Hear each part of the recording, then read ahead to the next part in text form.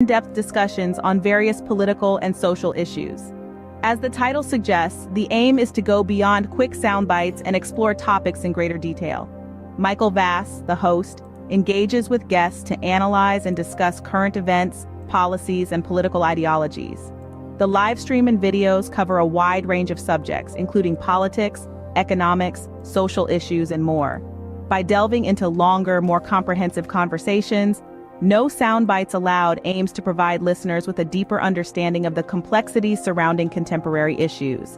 AI is listening. Shouldn't you know what AI knows? Aren't you tired of being treated like a child by major media parrots and want to be respected as an adult? There is nothing to lose and a lot to potentially gain, so check out No Soundbites Allowed on all major social media platforms.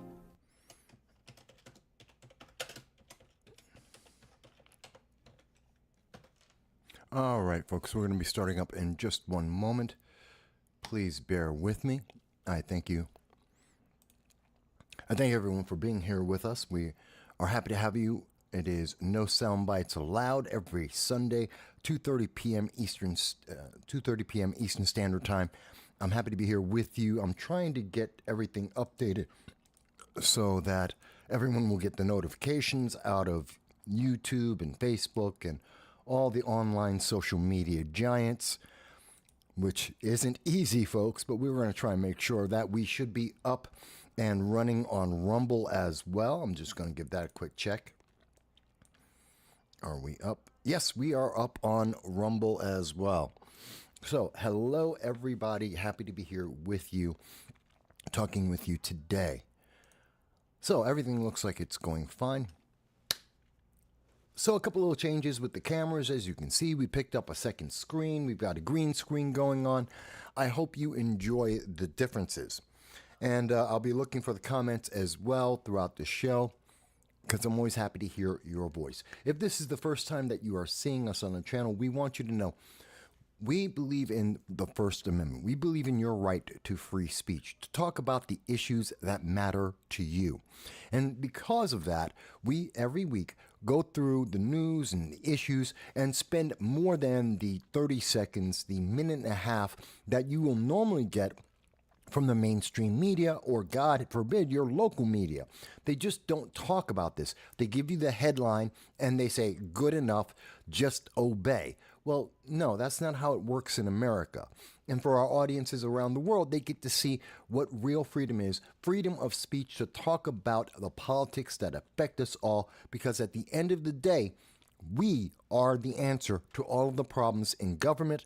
We are the solution to everything that needs to happen in America, and therefore affects the rest of the world. For those who aren't familiar with the program, we start off every episode. We always try to talk about some of the breaking news that's out there, and then we go into the issues, international, and then here in domestic. I know if you're looking on, well, YouTube or Facebook, YouTube or Rumble, you're going to see it looks a little bit faded working with, I got a big backlight behind me, so trying to work with that. Please bear with me as we deal with that. And as the day goes on, the lighting will change and you'll see it'll look a little bit better. Graham is the first to speak with us, and he says, Happy Sunday. Happy Sunday to you as well, Graham. Thank you for being the first one to comment. So I wanted to start off with something I think that's kind of important.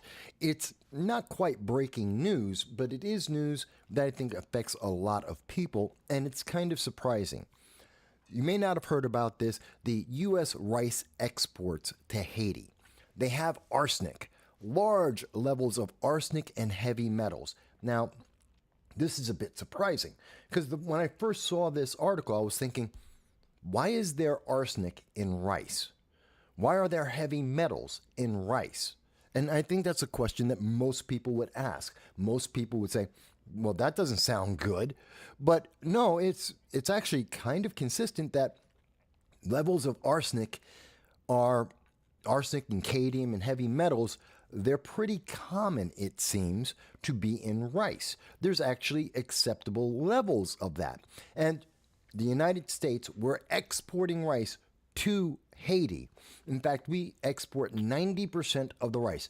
You know what? We've been doing that since Bill Clinton. And Now, according to Reuters, according to this article, we're now the bad guys. We're the bad guys because the Haitian economy is being affected because they can't compete with the amount or the quantities necessary, the quality of food that we are providing from the United States. And now, this is something that started in the 1980s. But now in 2024, it's a problem, and it's America's problem. How dare we provide them food? By the way, we provide 90% of the rice. This is a huge amount of their diet, and we're the bad guys. I'm always amazed by these things. We're providing them the food they need to feed their people. Food they cannot do themselves. They can't do it at the same cost. They can't do it in the same quantity. And we're the bad guys. Now, I do think it's also important to point out that there's arsenic and cadmium and heavy metals in higher levels than is internationally acceptable, according to the Reuters piece. But here's the thing about that I think is kind of interesting, and I think is very important about that. Why is it happening now? We have been exporting rice to Haiti since the 1980s. So we're talking about 30 years, almost 40 years of exporting rice. And only under the Biden administration, we went from Clinton to Bush to Obama to Trump, and now this is the fifth president. Only under the Biden administration is it suddenly a problem with the quality of the food that is being exported to Haiti. Only under the Biden administration. But yet, I keep hearing from people over and over again, Biden's a great guy, he's doing a great job. Then why is the food going out to Haiti a problem? Not that we're giving it to them. I mean, if they want to complain about the fact that we're giving them the food, fantastic. Stop shipping them the food. And when their people are starving and we sell it to them at double the price because the demand goes up, well, they'll have a very different opinion at that point, I'm pretty sure. But let's think about this for a second, folks. How screwed up is the Biden administration? Now, Graham says, can arsenic and heavy metals be washed out of rice, like rinsing rice a lot before the cooking? I would imagine yes. Now, rice does absorb. It's very absorbent. So there is a certain level of this that's going to be in there. Again, I don't know how arsenic gets into rice. I don't know how heavy metals get into rice. I don't know where they get in the process of processing the rice. But most of the time, if you're washing the rice and you wash it thoroughly, yeah, you can get rid of a lot of if it's just the outside shell, the contaminants, you can get rid of it. But it seems that's not happening in Haiti, and they're more involved and more upset. And literally, the Haitians are more upset. The Haitian government is more upset about the fact that the United States is upsetting the economy than they are about the health of the people. Because if you read through the article, and I did, if you read through the article, they're talking about how bad it is that the United States has had. In fact, they quoted here, former U.S. President Bill Clinton, who helped push subsidies of U.S. rice to Haiti, later called the move a mistake, saying it had battered local production capacity. We're feeding their people. What's the problem? They're already starving. They already live in a hellhole. And now the problem is, well, their economy's bad. What is it? You want to feed the people or you want them to have a better economy? It's one or the other. Sorry, they're Haiti. They don't get both options. I don't know. Maybe it's me. But I wanted to make sure that we did cover this because a lot of people don't know. And for those who may know someone in Haiti, if anyone in Haiti is watching this, they didn't see it in their local news, well, wash your rice very carefully. Rinse it 2, maybe 3 times to try and lower the amount of arsenic and the heavy metals in there, and before you start cooking it. Try that. Or if it hasn't been a problem, don't worry about it. If it's not been affecting you, don't worry about it. But I think it's just crazy that Mike Bowie mentions they only report the news when it fits the agenda. And that's probably why this isn't getting a whole lot of attention. We're not seeing this. Americans just don't care that much. It's Haiti. And again, if they were so concerned, if it was such a problem, fine, we'll stop feeding them. But that would be worse. It's not like this is poison.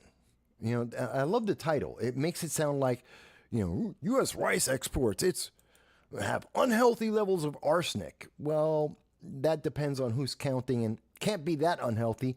No one's dropping dead. So I don't know about that. But this is how they try and hype things up.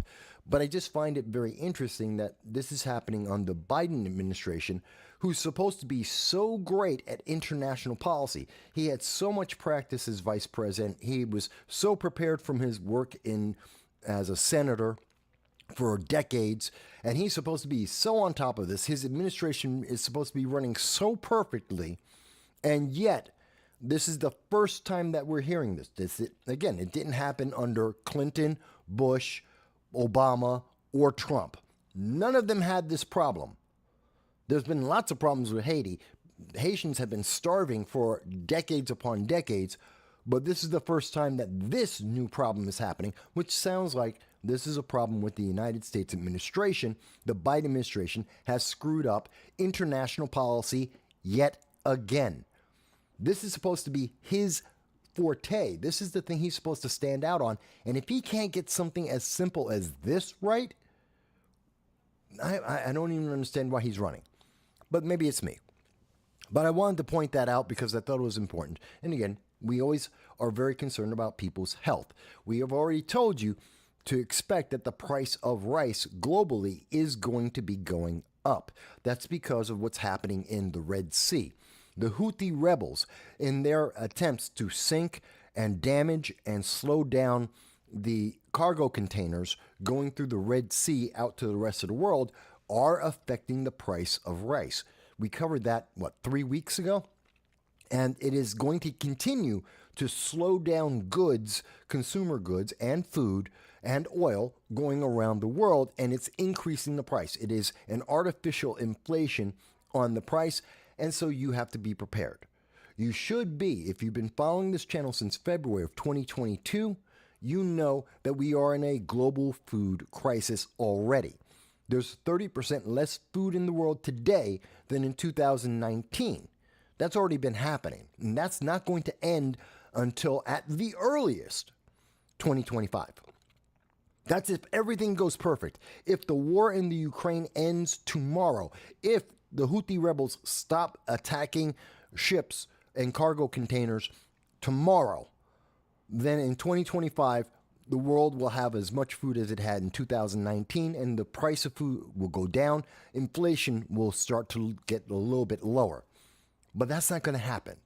You know it, and I know it.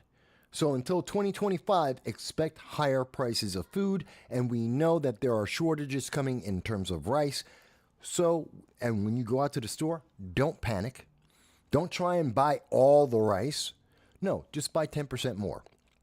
Just buy 10% more rice, maybe buy some more potatoes, buy some flour, some pasta, and supplement your food that way. And if you've been doing that since February of 2022, when we first mentioned that there was going to be a food crisis, you have been saving money this entire time. And in fact, you probably have rice that's okay. I would also suggest no matter where you are in the world, if the United States is exporting rice that has higher arsenic levels, you don't see people testing U.S. rice quite as much. I'd say just wash it again. Just in your own home, go and take an extra step, wash that rice, not just once, but twice, just to make sure. Because if it's happening to Haiti, well, I don't think we're giving them different rice than we're eating ourselves. So just be on the safe side. That's me. And yes, Mike also mentions that, and let's take into account, not only is the price of food globally going up because there is a global food crisis since 2022, not only is it because of the war in Ukraine, not only is it because of the Houthi terrorists that are slowing down shipping, but yes, in New York State, in Northeast, especially in New York State, truckers have decided that they do not want to deliver to New York State. They are pissed off.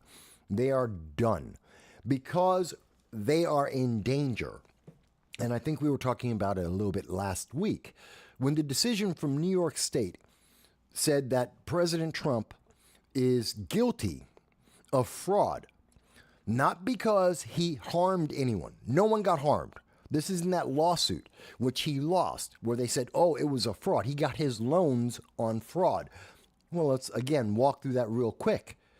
Well, the fact was, he said he had a net worth of whatever it may be. Say it's $1 billion, just round numbers. And New York State saying, no, you have a net worth of $500 million. Well, here's the thing. Trump went to the bank. He said, here's my assets. Give me the loan. The bank verified the value of those assets. Said, yep, it's $1 billion. We'll give you the loan. They gave Trump the loan. He built up a business. He made a profit. He paid off the loan ahead of time, and he paid New York State taxes. Nobody lost. Everyone made money. Everyone was okay. There is no victim in this supposed crime. And the only way you can make it a crime is if New York State says, I don't agree with the value that the bank, the federal government, and every other industry believes in. We're going to come up with our own numbers, so you're a criminal, so we can charge you a fee on top of the taxes and punish you because we don't like your politics. Well, if they can do that to Trump, a billionaire with all the business he does in New York State, what do you think they're going to do to mom and pop businesses? What do you think they're going to do to truckers? They can go to anyone who didn't vote the way they wanted them to vote, who has ever made a comment on social media, and they can go after you and say, oh, yeah, your business isn't worth as much as you say it is. You got a loan for your car, your house, your business. Guess what? You committed fraud. We're going to take your stuff too. And sadly, most of us don't have $1 billion of assets to be able to come up with $355 million. If they took a third of everything you're worth, guess what? You're going bankrupt. And that's why truckers aren't delivering to New York, which is, of course, making the price of everything go up even more. It's insane. So, yeah, New York's out of their mind. Thank you for bringing that up, Mike Bowie. User Has Been Banned is with us as well. And User Has Been Banned says arsenic is used in pesticides, which rice does absorb. There are other things in them that other plants absorb. Well, okay. Well, at least that makes sense why the rice has arsenic in it. I was trying to figure it out because I'm like, it's not in the ground. It's not in the fertilizer. Where would it be? But that makes sense. I didn't think of the fertilizer, the insecticide is where the arsenic is coming from. That makes sense. Which would mean that same insecticide is being put on all the foods that you would get here in the United States. And if there's an elevated level in what we're exporting, it is likely that that same elevated level may be in the other foods, the vegetables that you're eating. So again, wash your foods a little bit extra right now, since the Biden administration seems to be missing the boat and they are falling behind. And if they're exporting that to people who are starving, what are they doing to American citizens? You got to wonder. User Has Been Banned says, well, at least we're not China selling rice, plastic, and pretending that it's rice and doing that to Africa. That's evil. That is just straight up evil. And I'm not surprised that the Chinese communists would do that. And they do it because they have the monopoly on Africa. The United States, thanks to the Obama administration, completely, they failed. They just completely failed and did not make any of the business deals that we need today with Africa 15 years ago. That's what they really need to do. In 2008, 2009, 10, we should have been making deals with Africa looking forward, but China did instead. China built their roads, they built their their cell phones, their infrastructure, their water pipes, their bridges, and they made all of that to get the heavy metals, to get the metals that we need for the wind power, the solar power, all the geothermal, the batteries. That's all coming out of Africa, and that all goes through China. They really are beating us on that. It's terrible. Happy Life. Happy Life is with us. Hello, Happy. And says, how's it going? Well, it's going pretty good. Thank you. Yes, the screen's a little bit further, so I can see two screens now. But if you're seeing me bob my head, it's because the glasses, I need them for a closer than further. So it makes it a little harder to read now. And user says, reminds me of Obama and the IRS with the Tea Party. Well, yes, very much New York is doing the same thing, where they are targeting people based on their political preferences, based on their political ideology, and they are punishing them. It's the same thing that Cuomo did. What did Cuomo say? When Andrew Cuomo was governor of New York, he said, if you're Christian, if you believe in the Second Amendment, if you're a conservative, get out of New York State. Well, guess what? For over a decade, that's exactly what they have been doing. And the debt in New York State has been going higher and higher. There are fewer businesses. People are becoming more poor because there are less businesses to hire people with. And, of course, taxes are going up because New York State didn't stop spending money. There's just less people to get the money from. So they're charging you, the average consumer. So this is very much short-sighted thinking. When New York State did this, when Letitia James decided to go after Trump on these reasons, which they are absolutely arbitrary, and I am absolutely sure that New York State will lose on appeal. And realistically, I don't think they even thought they would get this far. I believe Letitia James only did it because Trump is running for president, and they need a negative. They need to have him be guilty. That's it. And that's what they were looking for, is for a court to say Trump is guilty, therefore he must be guilty always. That's the mindset of the progressives and the Democrats. If he's guilty of anything, then he is guilty of everything because they have accused him. And because they accused him, he has to be guilty. It has to be true to fulfill their feelings because their worldview falls apart if he isn't guilty.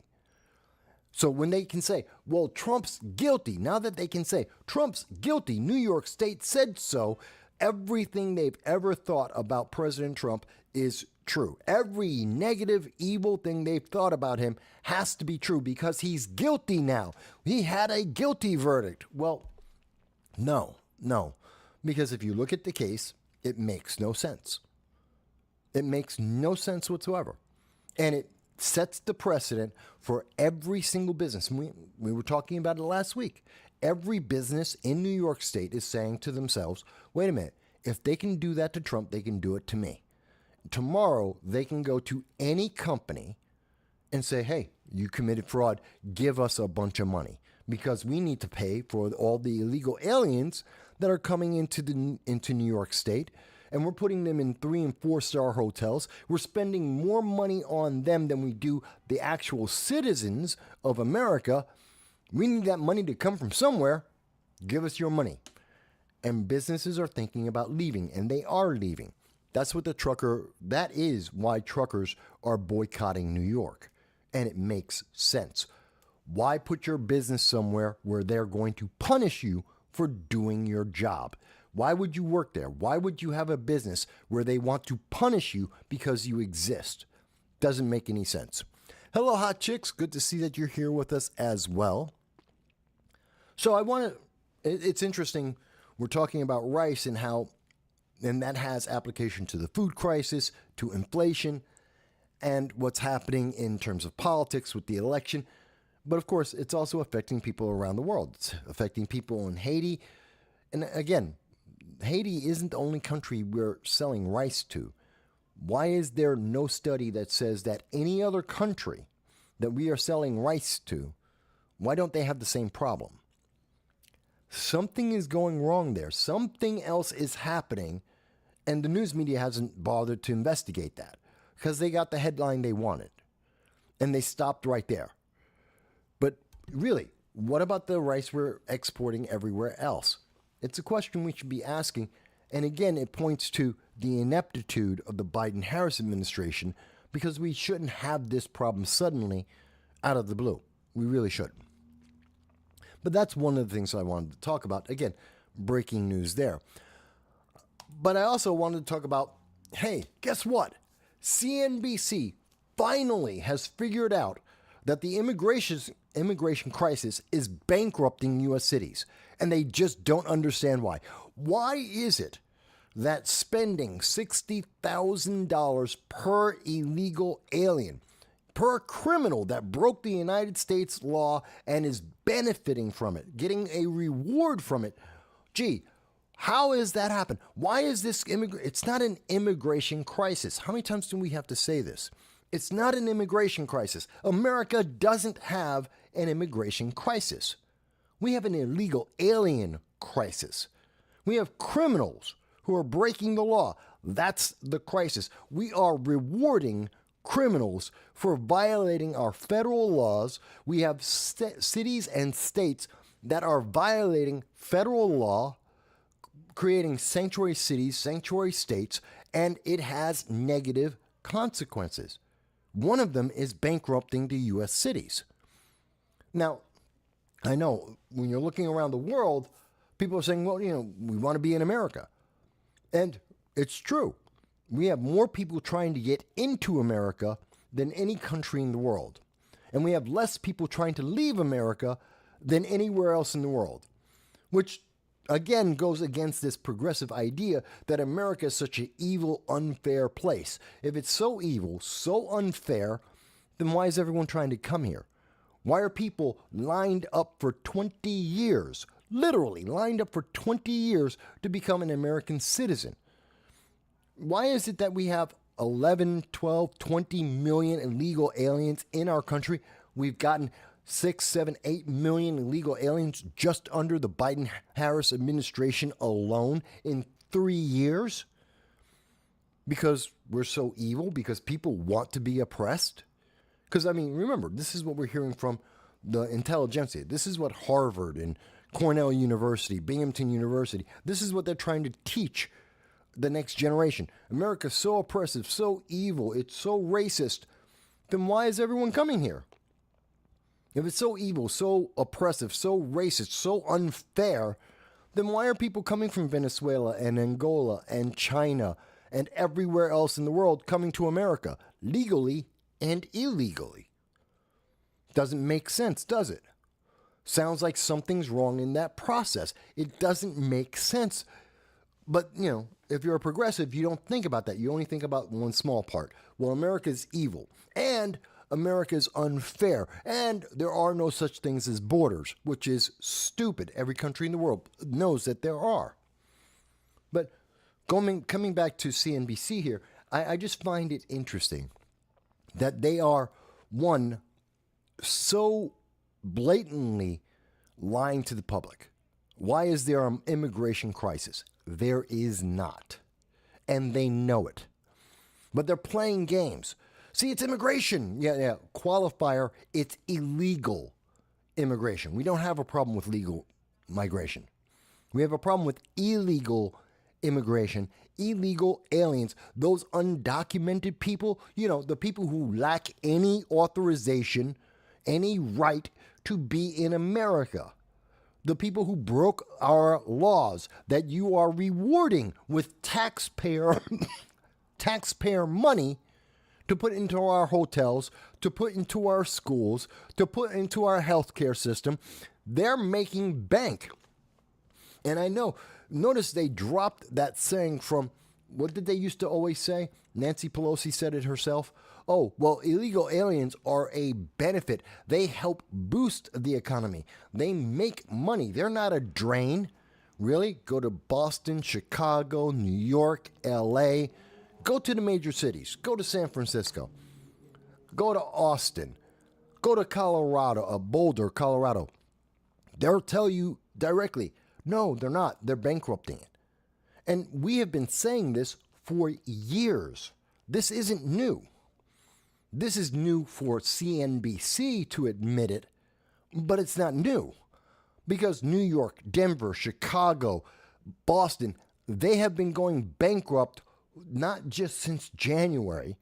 It's been years under the Biden administration. And now they'd want to tell you it's because they can't avoid it anymore. It's because it's so obvious. It is so blatant. It has been covered and affecting so many things for so many people that they can't keep lying to you. So they try and soften the blow. They try and make it sound like it's something that it isn't. America has an immigration problem. No, we don't. The legal immigrants in America are some of the most productive, law-abiding individuals in the country. Legal migrants do not cause crime. They are a benefit to the United States. They open up businesses, they work, and they help. They often go right into the middle class. They're a positive. Illegal aliens crossing our borders and being put into hotels, they're not the same thing. And that's not racist. And I love the people who say, but that's racist. You can't say that. That's racist, Mike. Really? Against who? Well, they're brown people. Are you sure? Because we get people from all around the world that come into America. And just because they're brown doesn't mean that that's racist. You know what? They're from the Middle East. Middle Easterners don't consider themselves brown. People from Southeast Asia, like in Malaysia or the Philippines or in Thailand, they don't consider themselves brown. So you can't say that. But they try to say these things to shut down the conversation so that they don't have to think or have to try and defend something that is indefensible, because they are wrong. They are just wrong. And we need to call them out. We need to call out CNBC for doing stupid things like they're doing right now, because CNBC's out of their mind. CNBC has literally screwed people up. This is aggravating to see what CNBC is doing here. So Mike Bowie says, the family of the Georgia nursing student who was killed by an illegal migrant should sue Biden. I am going to get to, that is the University of Georgia and the illegal alien there. I'm going to get to that story. That's a little bit later. We're going to talk about that because, yes, that is very much directly related, but I want you to see that it isn't just isolated. When we talk about illegal immigration, they always like to frame it in, well, we got to give a helping hand to these people and it's okay. And, it doesn't cost us anything. The cost is more than just the money. They're not just bankrupting our cities. They're destroying our infrastructure. They are destroying our society. And we've seen this many, many times, where they are harming our citizens. This is a threat to us. This is about national security as much as it is about our economy. And they only want to talk about one part of it, only part of the time, in a certain way. They have to twist it and say, well, it's about immigration and it's about banking. No, it's about safety. They just don't want to talk about that. User has been banned says, well, at some point, they're liars and they know it. Well, of course they know it. They definitely know. And it is... The news media knows exactly what they are doing. They just don't care. And they don't think you're going to notice. But before I get further about these obvious problems here, I wanted to also talk about what we're seeing over in the United Kingdom, where they have a very different way of looking at these things. The former Justice Secretary, who is a Tory, which in the United States would be the equivalent of a conservative, the Conservative Party or Republican, that would be essentially a Tory in the United Kingdom. And so this guy, Lee Anderson said, well, he was not very nice in talking about the mayor of London, Sadiq Khan. So I want you to think about it. Imagine that someone, I don't know, President Trump, Mike Johnson, the Speaker of the House, any Republican, any conservative you want to think of, and they said that the mayor of New York, Eric Adams, well, he is a tool of the Progressive Party. He is their whipping boy, their dog, and he goes out and he just passes all of their policies and enforces their policies. Now, in the United States, no one would care. That's not a big deal. And I want you to understand how special the United States is. Because if I said Eric Adams is a tool, he is there to serve the needs of the Democratic Party and the progressive wing of the Democratic Party, no one's going to care. If I said he was a dog of the Democratic Party, no one would care. You can't do that in the United Kingdom. In the United Kingdom, in England, they lose their mind. That is considered anti-Semitic, that it is racist to say that someone who is, and we know Sadiq Khan, the mayor of London, is a progressive. He is very much far left with far left policies that have failed in London. He's into the open borders. He's into having mass migration. He spends poorly. He has these silly ideas about gun and knife control that don't work. He could have graduated from Harvard. That's how much of a progressive he is. And they had to fire Lee Anderson for saying something that isn't that bad. In fact, I believe the line was Lee Anderson, who was deputy chair of the party until a month ago, told the GB News on Friday that Islamists had, quote, got control, end quote, of Sadiq Khan, the mayor of London, and that the London mayor had, quote, given our capital away to his mates, end quote. He was stripped of his position. Imagine that. Oh, so someone said a politician is under the thumb of the heads of their party and that they're doing crony capitalism. They're giving out gifts. What? I hear this from Larry Sharpe on a regular basis. Larry Sharpe mentions, he's talked about this under Governor Cuomo and under Governor Hochul, about they love to give away gifts to their donors.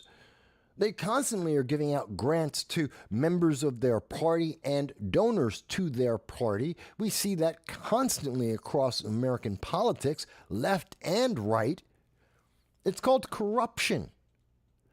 And it's not something that's unheard of. It's not shocking. But when you're in a country that doesn't have the freedom of speech, this is what you get. When you lose the American Constitution, as the progressives in America, BLM, Antifa, Harvard, as you lose the First Amendment, the Second Amendment, you lose your rights.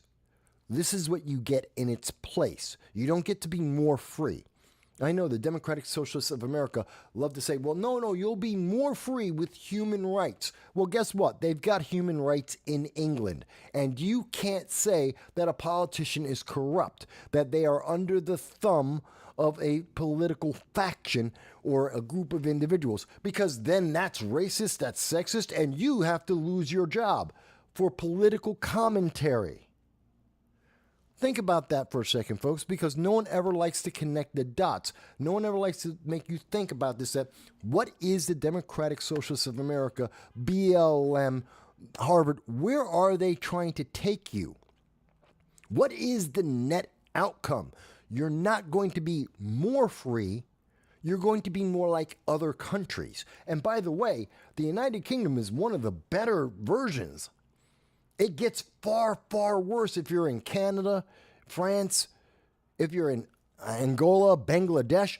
You don't get that kind of freedom that you get in England in those countries. Imagine how far we could fall if we allowed the Democratic Socialists, if we allowed the progressives, if we allow them to destroy our Constitution, take away our rights and freedoms, and institute their brand new ideas that are authoritarian and socialist every single time, that have failed everywhere else, where you no longer can have a conversation without the fear of the government coming in and punishing you. I mean, and not even like they're doing to Trump in New York, where they made up a case and it's obviously a political attack. No, I'm talking about you're just walking down the street and the police will arrest you. And you can't say it doesn't happen. We've seen priests in England, priests have been arrested and charged $50,000 and gone to jail. Why? Because they said something that the government didn't like. They used words that the government didn't approve of. That's why I'm on with you guys right now. That's why we have this conversation every single Sunday, and we've been doing this for 7 years now. Why? Because if we lose this freedom, if we lose this ability to have these conversations, even if you're uncomfortable, even if you don't agree, you will never get it back. You will never have this opportunity again. You have to protect this, because look at where it takes us. And I know there is no one in America who would say, oh, wait a minute, I can't say that the mayor of Chicago is corrupt. You can't say that about the mayor of Boston or LA or New York. Are you crazy? You mean I can't call out the crony capitalism of the Cuomo administration or the Hochul administration? Are you crazy? Of course I can. No, in any other country, no, you can't. And we're seeing it right here. And it's coming from not only the government, it's coming from fellow conservatives. Even the conservatives in the United Kingdom are so afraid of the law, they're so afraid of the oppressive government that they're a part of, that they have to punish their own members for simply saying that Sadiq Khan is corrupt. That Sadiq Khan is so invested in the Islamic progressive ideologies that he surrounds himself with, that he is corrupt, that he is bought and paid. In America, again, it's not a big deal, but I want you to understand this is the next step down. Once you lose your freedom, the First Amendment's gone in America. Once we give up that right, once we allow the left to control the words we use and the way we speak, you're automatically going to be at the same level as the United Kingdom, as England. And that's at the best case scenario. And have you listened to the left? Have you listened to Democratic Socialists of America? Have you listened to Harvard? They don't even want to stop there. They think that's too much freedom as well. They need to control your words even more. And that means you have even less freedom. Now we're talking about Canada. Now we're talking about Angola or France. You have no freedom. I think it's an important issue. I think it's important that we need to recognize where this path that the socialists, the progressives, the Democrats are leading us. We need to understand before we get there, we have the opportunity to stop this. We have the opportunity to reject this path. We know where it leads. We can see what's happening. We see it happening in Europe all the time. And we have the opportunity to stop that. But if we do not take it, it will only get worse. And speaking of things that are getting worse and worse as we go, the United States is still fighting with the Houthi terrorists. And I know they like to say they're rebels. They're not rebels, they're terrorists. They are internationally recognized terrorists that are attacking ships, mostly of the U.S. allies and the U.S., our military and our commercial ships. And they are trying to kill Israel. That's what the Houthi rebels are doing. And so is Hezbollah, and that is also Hamas. They are terrorists, all of them under the thumb of Iran. And this is what happens when you are under the thumb of a political extremist faction. Whether Sadiq Khan is or is not, well, maybe, but here's the example. What happens? Now we have these puppets, the Houthi terrorists. Remember how Biden said he was going to resolve this? He had this fixed. He was going to strike back. It only took him 4 months. 4 months of the Houthi rebels bombing our ships and trying to take them hostage and capture them and sink them. Only 4 months later, and he finally started to do something. And he's like, I'm on top of this. I've got this resolved. It's been a month. We have been fighting with Houthi rebels. Rebels. Not the government of Yemen, not Iran, not the Iran Revolutionary Guard. No, we're fighting rebels, these terrorist cells shooting at the same sites over and over again. Because the Biden administration is so inept that it takes us 3-4 times trying to hit the same radar site that allows them to fire missiles. We hit it 3-4 times before it goes out of service, and that's why they're still fighting us. And I have to ask you, how many people fear the Biden-Harris administration if we can't take out a radar site the first time? If the American military, one of the most powerful militaries in the world, if we can't take out a radar site for the Houthi rebels, if we can't protect our ships, both military and civilian, in the Red Sea from a small band of terrorists, then do you think Putin in Russia is afraid? Do you think Chairman Xi in China is afraid? Do you think the Ayatollah in Iran is afraid? When Joe Biden says, I'm going to take action, do you think anyone in the world is quaking when the Houthi terrorists are fighting us for over a month without stopping? We haven't stopped. Look, I don't know. Maybe it's me. Maybe my expectation is too high. You guys can tell me. Am I expecting too much here? Hang on a second.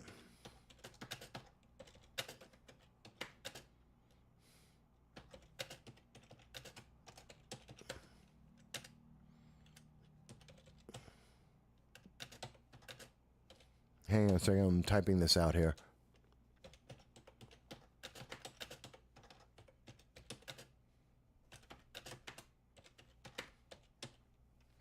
So, I'm asking this question of everyone.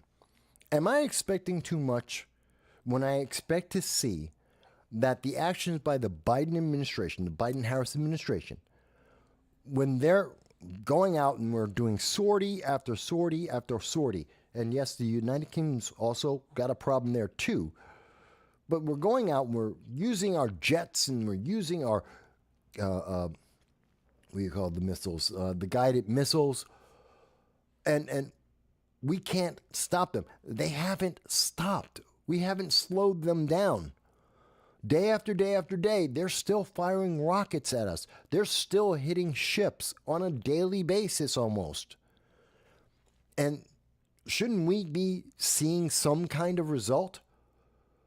Doesn't the fact that we're not seeing a slowdown, that we're not seeing them afraid and trying to do something different, the fact that they have not had any reduction in the amount of the power of their attacks and the frequency of their attacks, doesn't that say that the Biden-Harris administration has completely failed? By the way, for those in England, in the United Kingdom, it also means that the Rishi Sunak government, he's failed too. Because he's just as accountable as the Biden-Harris administration. They both, two of the biggest navies and militaries in the world, can't even slow down the terrorists? Can't even slow them down? I have to believe that's because they are inept. I have to believe it's because no one fears them. No one thinks that they're going to take them out. That neither the Biden administration nor the Sunak administration in England have the political will to actually get the job done. They're doing this half-assed, and they know it. They're just doing enough so that they can get the news media off their back, so they can get through the next election. They can say, but we did something. You know, the one thing that you never want to hear from any politician ever.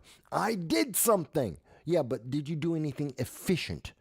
Did you do anything effective? That's the question we need to have answered. Not that you did something. Big deal. My dog does something every time he wakes up and walks around. He's doing something. Doesn't mean the world changed. When I see the American military activated, I want them to do something effective. Not just fly around in the planes. I want something effective. I want the terrorists to be afraid, to slow down, to rethink whether or not they actually want to fire that next rocket, that they actually want to suicide bomb that next bus full of kids. I want them to second guess what they are doing. I don't think it's too much to ask for. User has been banned says, yes, because Biden doesn't even know what decade we are in, since he thinks East-West Germany still exists. I didn't hear that Joe Biden didn't know that. Is that right? Joe Biden doesn't recognize that Germany unified? That's terrifying. Oh my God, his mind. How are Democrats still trying to... And remember, Democrats are trying to tell the world Joe Biden is sharp as a tack. He's a brilliant mind. He's as sharp as he has ever been.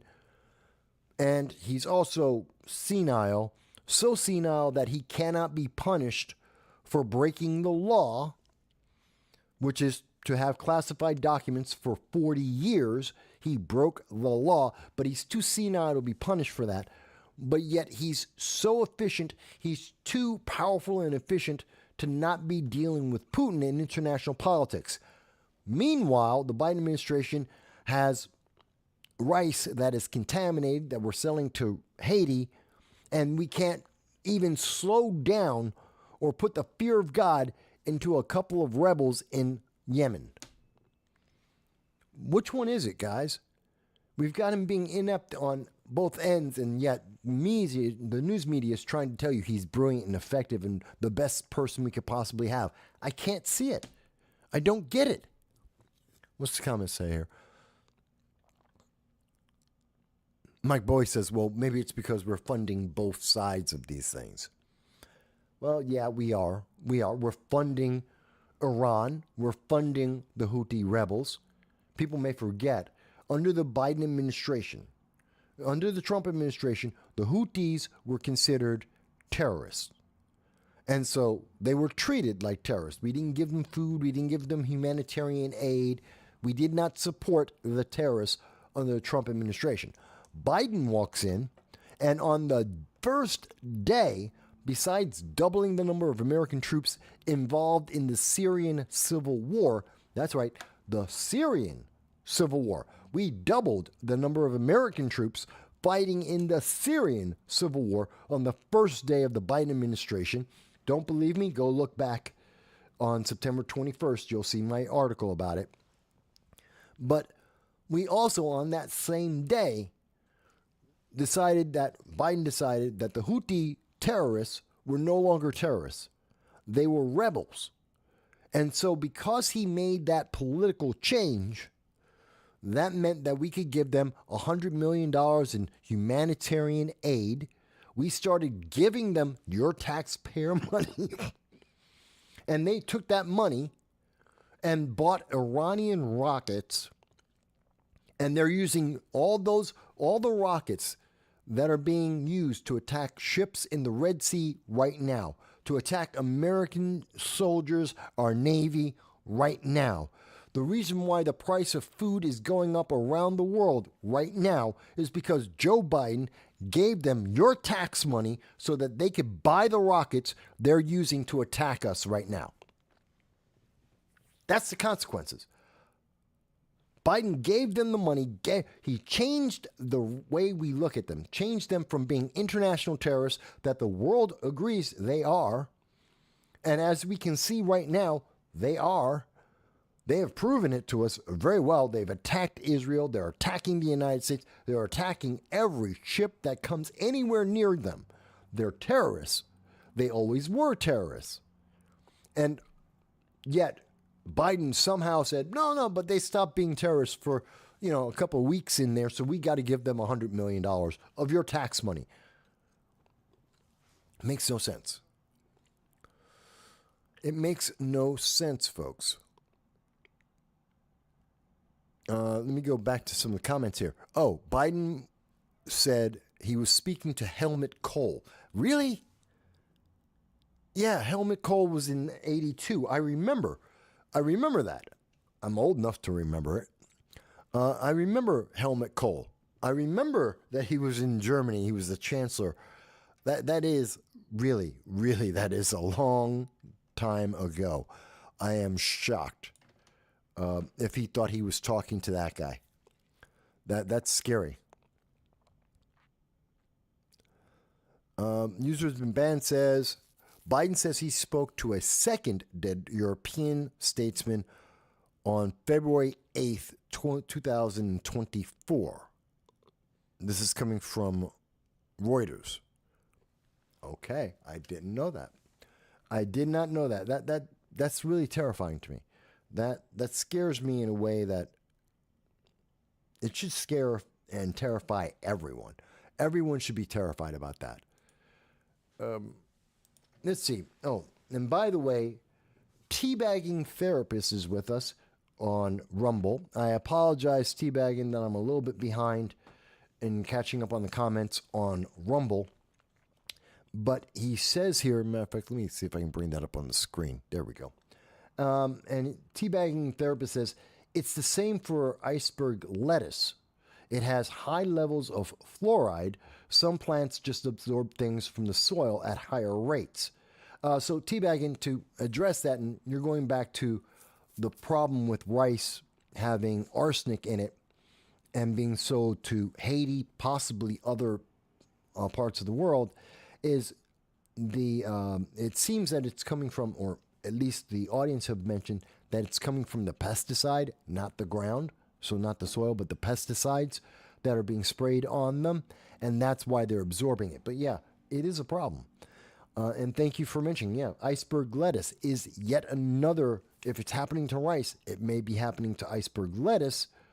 And rather than wait for whenever the news media decides that they're eventually going to tell you about this, that they're eventually going to cover this news, rather than waiting for that, I suggest we be proactive. I suggest to people, be proactive and, don't wait. Wash your lettuce, your vegetables, your rice. Take care on where you're buying it from. If you can, buy it local so you don't have to worry about that. I think that's a solution that may work well for many, many people.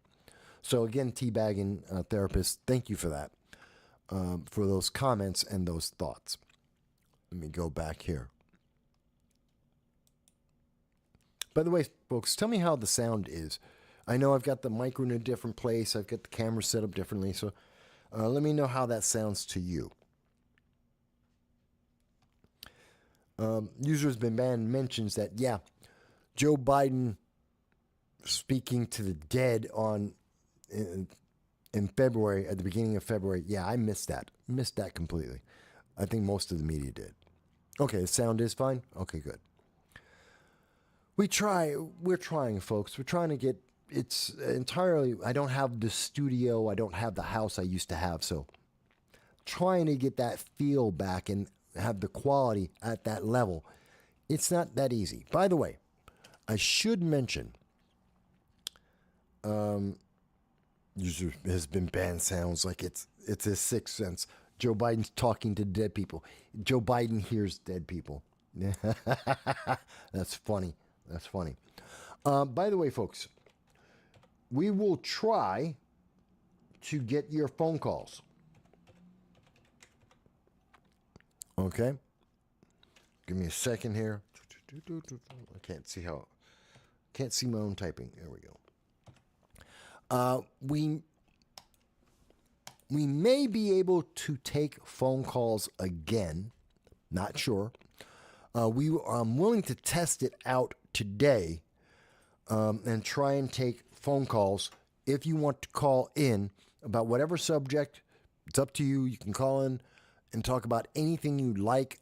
Yes, I'm going to be talking about the illegal alien killing a student in Georgia. We will be getting to that a little bit later in the show. So there is time. I will get to that. But again, if you want to call in, the number is now in the chat so that you can see it for yourself. And you're more than happy, more than welcome to call in. I can't guarantee. I haven't tested that, so we're testing it live. If you call in, we're testing it live. So just be aware. It may be a little bit difficult, but we'll work through it, folks. That being said, let's continue. So I also wanted to talk about a series of recent DOJ cases. See, notice there's a problem here. Again, we're told Joe Biden, the Biden administration, have things under wraps, that the world is as safe as it was under the Trump administration, as safe as it was under the Obama administration. And I disagree completely. I think it's completely worse. And we keep hearing, no, Joe Biden, he's a great deal maker. He's going to threaten Putin and Putin will back down. Putin isn't backing down. Putin isn't afraid of the sanctions that Joe Biden keeps saying, I'm going to throw in more sanctions. These are going to be the worst sanctions that have ever hit Russia before. It will devastate the Russian economy. The Russian economy is actually doing better now than before Joe Biden started putting in sanctions. And no one is afraid. No one has backed down. Russia has not stopped anything because of sanctions. China doesn't care. Not one bit. And as for Iran, we're giving them billions. We've been giving billions to Iran. You're talking about sanctions? We're giving them the cash. They don't care if there's a sanction. You're giving them cash. And effectively, we have also, under the Biden administration, he's now linked together economically China, Iran, and Russia. This is what he has done. And if we were safer, that would be one thing. But look at what's happening in the Red Sea. We're not safe. Look at what happened with Hamas in Gaza. There are 22 Americans that were captured, 34 Americans killed. 34 Americans were killed by Hamas. The news media no longer talks about this. They do not want you to think about that. It is critical. Americans were killed. We have threatened to nuke countries for killing Americans, and we don't even think about this. We've got Harvard saying we're the bad guys because Hamas killed 34 Americans under the Biden administration. It makes no sense. In the Biden administration, so you're not safe there. 15,000 Americans were abandoned last year, April 30th, into Sudan. 15,000. Just thrown away, tossed aside. The last time the mainstream news media talked about that was on May 3rd, 2023. They have never mentioned these people who have not come home. They're still somewhere lost in Africa, dodging the bullets from the warlords, trying to figure out how they're going to make it back to America or to somewhere safe. 15,000. That's a small city. And he just threw them to the side. They're not safe. 10,000 Americans in the Ukraine. He went on international TV, spoke to Lester Holt in February 2022, 2 years ago, and told the world that he would not save any American citizens. When Lester Holt said, won't you go get those American citizens? Won't you get the women, the children that are in the Ukraine, that he could have flown a C-130 out of Germany over to Kiev and would have got those kids onto a plane and could have flown them back? The whole thing would have took 4 hours, maybe 5. That's it. We could have taken not all, many of the children, American children that are there with their families and their moms, could have taken out thousands of them and got them out of the war zone that is the Ukraine when Joe Biden was talking to Lester Holt in February 2022. And Joe Biden said no. It would have cost $1 million. That's it. That's the pilot and the fuel. We have the C-130s at the airport in Ramstein Base, Air Force Base in Germany right now. That's a 2.5 hour flight. It would have cost $1 million. Let's round it up, $5 million. Let's get stupid. With all the spending, corruption all the way, we're bribing everyone under the sun, $10 million. It doesn't matter. It's not a number. We spend trillions in a year. Trillions. $5 million isn't even a rounding error. It doesn't exist in our budget. He could have spent $10 million wasting money everywhere, literally dropping $100 bills per second on the flight out and the way back, and could have picked up thousands of kids. And he said to Lester Holt, no, I will not save even one American. I will not protect any of them. They have to figure out their own way home. And then, of course, there's always Afghanistan. 5,000 Americans. You were promised September 1st of 2021 that only 100 Americans were abandoned. First of all, bad enough, he admitted he was abandoning Americans. Did he have to? No. He didn't have to abandon those Americans. He didn't have to abandon them. He could have got them back. Instead, he gave up. He ran away. He didn't get those Americans home. And if it were only 100, that's bad enough. But it wasn't 100.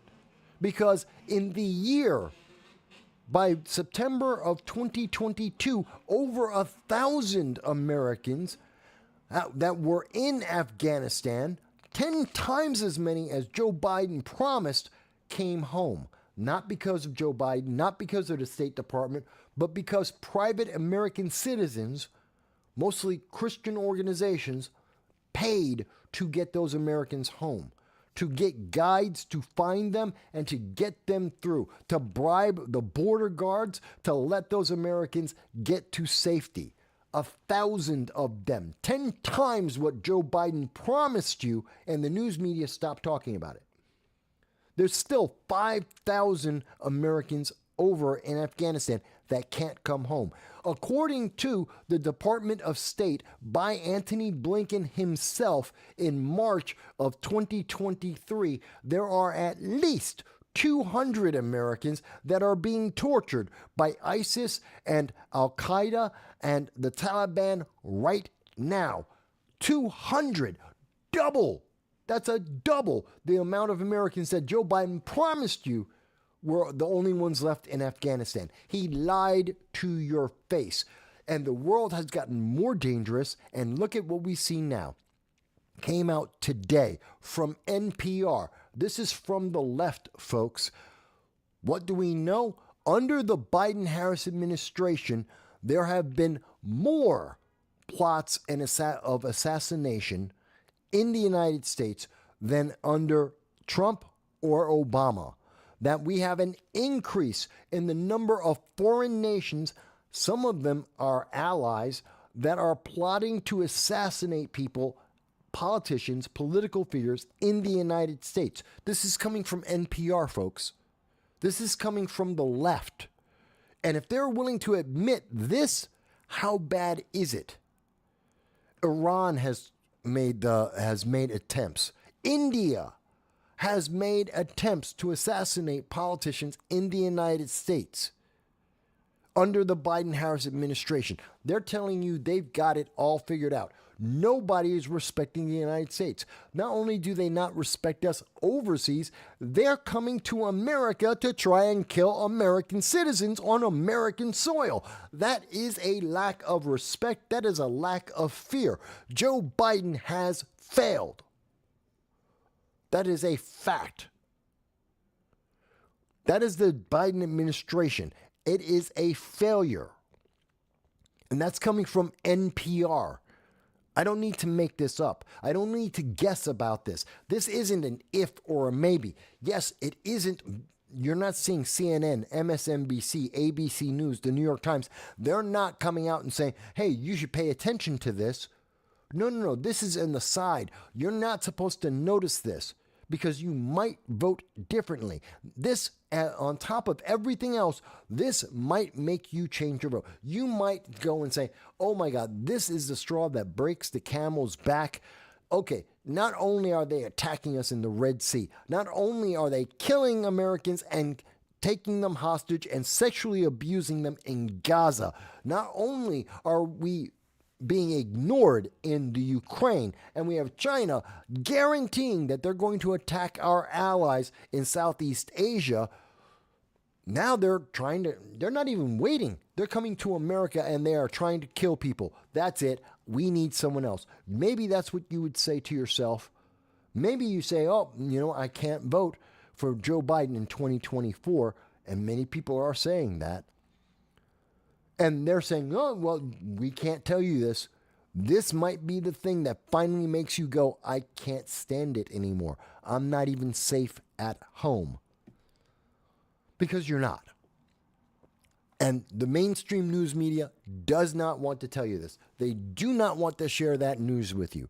They do not want you to realize how badly the Biden administration has screwed up. Year after year after year.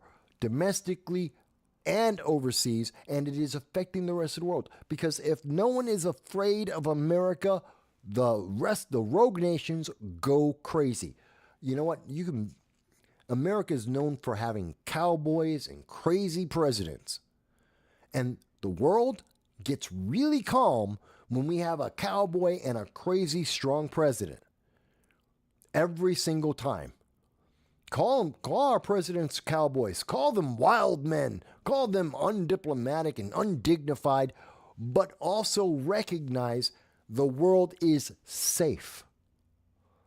Because as much of a cowboy, as crazy as they may be, Russia, China, Iran, terrorists do not want to piss off a strong American president. They don't.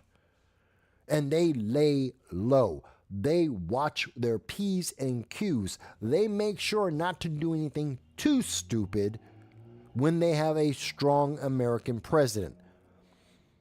Because they know what the response will be. Gee, they screwed up. They thought they were going to do September 11th under Clinton. They did it under Bush. And what was the response? Decades of war. Now, I'm not saying that's a good thing. I'm not saying that's a bad thing. I'm telling you, when you have a stronger president, America reacts. In fact, we overreact. And that's one of the reasons why people don't like to piss us off. Because we overreact. We go overboard. And quite honestly, the fact that we were at war in Iraq, in Afghanistan for 20 years, guess what? That's actually the good news. Because if you asked America the day after, on September 12th, 2001, the day after 9/11, the average American would have told you, drop a nuke on these people. Nuke them to death. Turn it to glass wherever they are. Make it glass. That was the American public's opinion on September 12th. So the fact that we had a 2 decades long war is actually a step down from as how bad it could have been. And the rest of the world paid attention. and they calmed down. They got less stupid. You may not like it. It's not the best, happy, cheerful, oh, everyone wants a hug. It's not a kumbaya moment, but it's a reality. And it's an important reality. And it's a reality that our allies count on. They count on the fact that because America's strong and because Americans are crazy and trigger happy, that the rest of the bad guys will stay calm. Because no one's afraid of Rishi Sunak. Again, that's the Prime Minister of England. No one cares. Iran isn't afraid of Rishi Sunak. Putin isn't afraid of Rishi Sunak. President Xi of China isn't afraid of Rishi Sunak or the United Kingdom. They don't care. That's not their fear. They do fear the United States government and its capabilities. So, for the United Kingdom, for Europe, the European Union, for them to be safe, there must be a strong leader in America. The reason why Sweden and Denmark are telling their people you have to be prepared for war is because we've had weak presidents in Obama and Biden that have enabled crazy rogue terrorists around the world to try and kill their people. And they have pushed us to the edge of 3 simultaneous regional wars, which I think is inevitable at this point.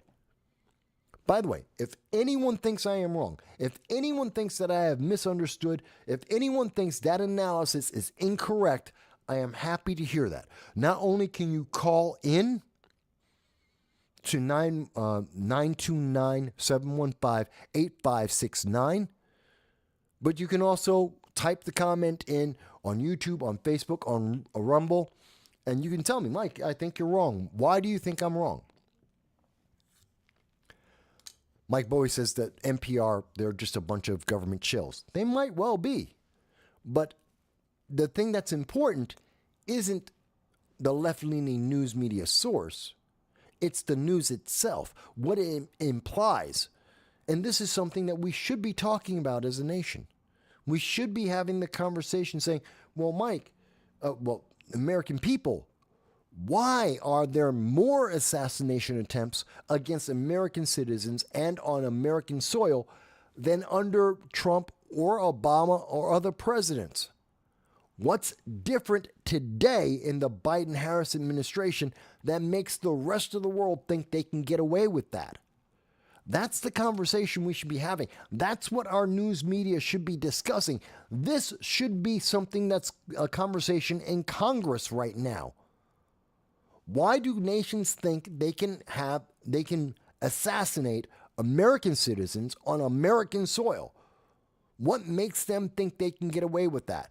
Because I guarantee you the reason why they're doing that is the same reason why the Houthi rebels are firing off rockets in the Red Sea. It's the same reason why Iran okayed Hamas killing 34 Americans and capturing and sexually torturing 22 of them right now. It's the reason why 15,000 Americans were abandoned in the Sudan.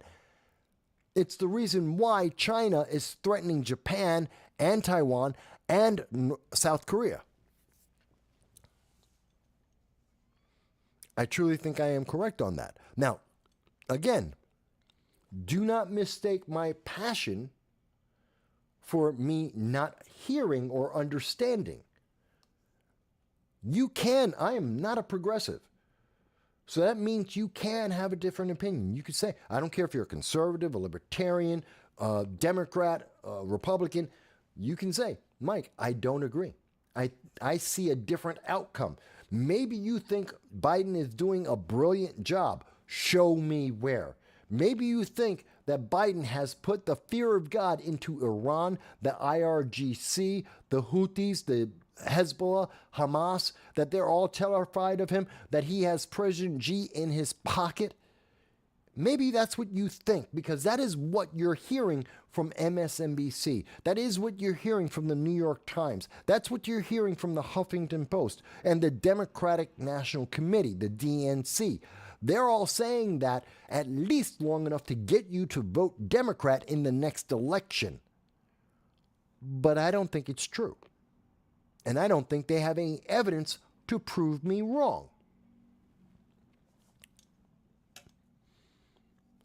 I keep forgetting which camera I'm supposed to be looking into. I got two cameras now, two different angles. Neither one of them is directly in my face, so I don't know which camera I'm looking at sometimes. So apologize. I apologize if I look like I'm looking at the wrong camera sometimes. Okay. Again, the number, if you wish to call in, is 929-715-8569. The phone should be working now in case you want to call in. If you want to tell me, Mike, I think you're wrong, fantastic. By the way, if you are a leftist, if you happen to be a progressive with the Democratic Socialists of America or with Progressive Leaders of Tomorrow, Indivisible New York, the various factions of the Democratic Party, and you want to call in and say, Mike, you're evil, go to my PayPal and pay me first. Send me $20. You want to tell me that I'm evil? Pay me. But if you just want to, that's the only thing you can say. You're just evil and soulless and you're a racist and you're German from 1930s, pay me first. Because that's just silly crap. Why? Don't waste my time or anyone else's saying that. If you have a legitimate belief that I am wrong, that I am misunderstanding the evidence that I am talking about and presenting to you, that I have been talking about for years now and showing you the evidence of, well, that's a different thing. Let's have that conversation. I'm more than happy to have that conversation. But let me go back to healthcare. And yes, I am still getting to illegal aliens in America, the murder of a student at the University of Georgia. I'm getting there. We got a lot of stuff. I try to cover a lot of stuff for you folks because no one takes the time to have these conversations to understand this. By the way, Users Been Banned said, we are about as safe as when Canada invaded or Mexico. Really? I wouldn't say that. I wouldn't quite say that. But it's an interesting point. But one of the other things I wanted to get to talk about is also about health. We talked about food earlier. We talked about the global food crisis. We talked about washing your lettuce, your iceberg lettuce. We were talking about washing your rice. We talked about even though the price is going up, that there may be contaminants there because the Biden-Harris administration seems to be absolutely inept, whether it's about protecting our borders, making sure they're closed, not welding a gate open. They seem to be completely inept. They seem to be completely inept in their international politics. So these are very big concerns, but also there is the concern of health. And I don't think it's getting enough attention. We were talking about this back in 2018. At the time, we had been talking, it was my website, which at the time was mvass.com, mvass.com. We've since lost the site because I lost everything. But you can go on to the Wayback Machine. You can type in, you can see the 2,300 articles that we have written over the last decade. And one of the articles, which was in 2018, was talking about the increase in measles, mumps, and rubella in Venezuela. And that it was spreading from Venezuela throughout South America and also into the United States. And there was a surge of measles and mumps. Why? Because people in South America, especially Venezuela, weren't able to get vaccinated because their government, the Venezuelan government, decided that they were socialists. And because they were socialists, the public starved and the medical facilities were emptied. There was no health care because socialism doesn't work. Every time. And of course, that's why Bernie Sanders stopped talking about Venezuela. Remember, 2014, Bernie Sanders was saying, America should be just like Venezuela. We should mimic everything that Venezuela does. And now, do you hear him saying that? No, he stopped saying that. Oh, well, that I misunderstood, and that isn't exactly what I meant. Yeah, because it failed. And we knew it was going to fail. It was obvious that it was going to fail. No one had a question about that. But we started to see a surge, as we saw, over 1,000% increase in measles and mumps and rubella throughout South America because Venezuela fell apart, because they became socialists. That is a fact, confirmed by the CDC, the WHO, all international agencies will tell you that. 2018, that's a fact. And now, I know it's 2024, what are we seeing? An outbreak of measles in the United States. Again. Keyword, again. Why? Why are we seeing more measles in the United States? Now, depending on the source, and almost every single source, whether if it's from the left, what is it? Global measles threat continues to grow as another year passes. Why are they saying that? That's 2023, 2024. We see, now we know, when I said that this was an epidemic, August of 2018, we knew that this was affecting people in Brazil and in Venezuela. We knew that that was the source. And they were going from Venezuela into Ecuador, Colombia, as they were trying to get to America, as they were emigrating. That was the source, illegal aliens. And now, in February of 2024, the reason why they think measles, mumps, and rubella is on the rise, it's because Americans aren't getting vaccinated. If you look at this from PBS, if you're looking at The Guardian, if you're looking at, this is the World Health Organization, the WHO, they're all blaming it on you. You aren't getting vaccinated. You aren't having enough vaccinations. And the thing that I find really interesting about that is 93% of kids who are the main target of the measles, mump, and rubella, 93% of them are getting vaccinated. By the way, here's the thing that I think is very important about that. It is the target of the United States government that you should have 95% of the kids getting vaccinated.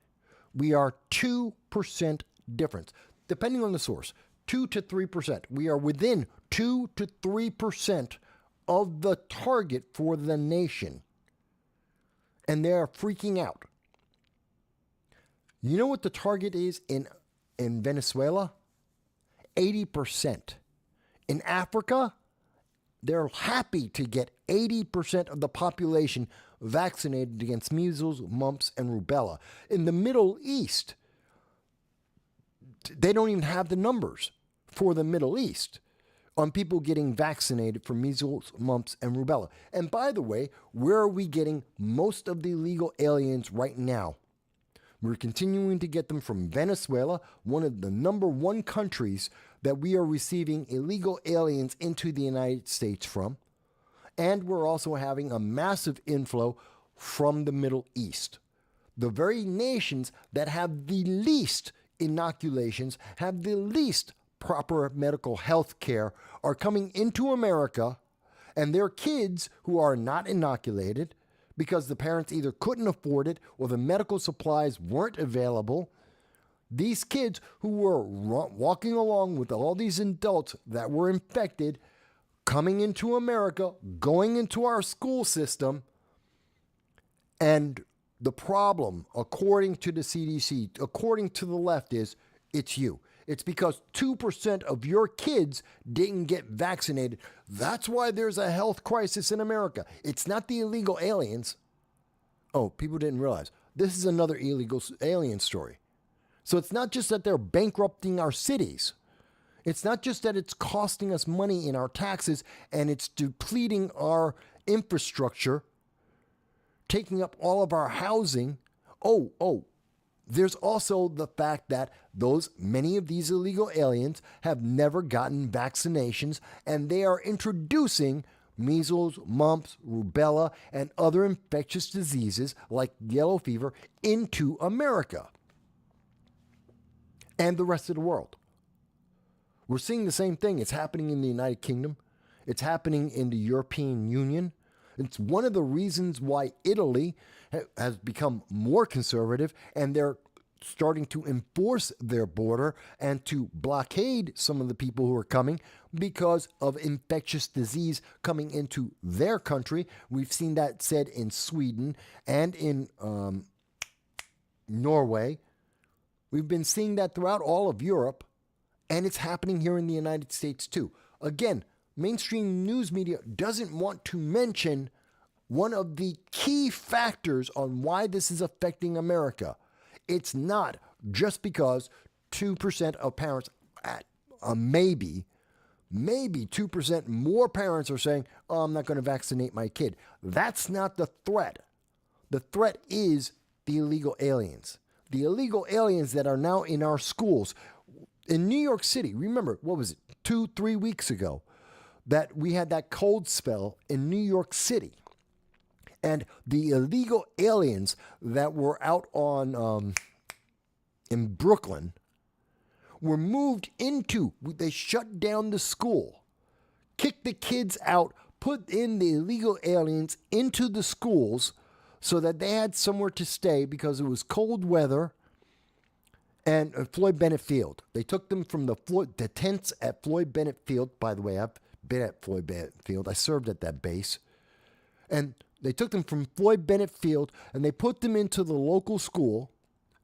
By the way, those people did not have their vaccinations checked. We don't know what their vaccination status is because they're illegal aliens and they did not get checked. That's part of the vetting process. It's why it takes 18 months so that we can check their medical history to see if they have been vaccinated. Are they bringing in illnesses into the United States? We don't know because we have an open border. They walked on in, they went into our school, and could someone who was infected at Floyd Bennett Field go into our local school system and with their germs have the infection for measles and mumps and rubella on the kids' desks in the school?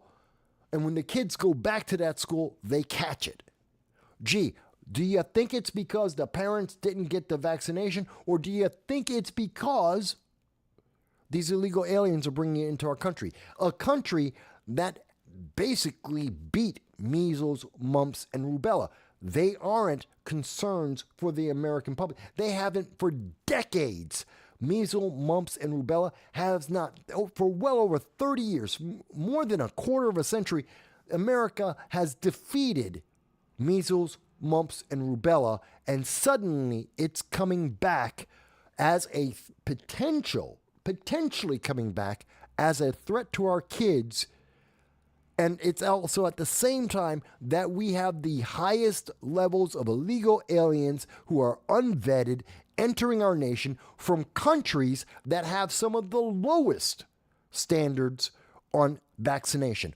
Do you see a connection there? Does it seem like, where might the threat be coming from? We're seeing it. The same people who said you need to get the jab are saying it's your fault. You're the bad guy. You're one of those evil MAGA people. It's your fault.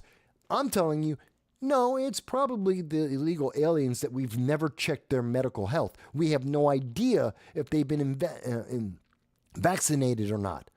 That they may be the cause. It's not the anti-vaxxers, because the anti-vaxxers have been existing in America for decades. They're not the problem. They're not the reason why this is dropping. But guess what? We've got 6 million new people in our country that we don't know what their medical status is. And they came from, overwhelmingly, some 70% of them have come from nations that don't regularly vaccinate their people. That's a fact. You don't regularly get vaccinations when you're in Afghanistan, in Yemen, in Venezuela, in Angola, throughout Africa. Most people aren't getting vaccinated. Maybe a slight exaggeration. Over 25% of the population don't get vaccinated. Some 70% of the population are vaccinated. Some 25, 30%, depending on the nation, aren't vaccinated. And they're coming into America. Who do you think's the real threat? But the news media will tell you, you are the threat. You are the problem. Not the people who have never been checked. Not the people who are coming from places where there are outbreaks as we speak. Again, you don't have to believe me, but if you actually look at the information that's coming out of places like PBS, if you're looking at the information that's coming out from The Guardian, the news that you're going to find is that there seems to be a very obvious threat from these illegal aliens, not the American citizens. I mean, let's think about it rationally. If America has beaten measles and mumps for 3 decades, that almost no one, we have almost 0 instances of measles, mumps, and rubella in the United States, you don't vaccinate your kid. What is the likelihood that out of the blue, magically, your kid is suddenly going to get measles, mumps, and rubella in a nation where there are no cases? In a city where there are no cases?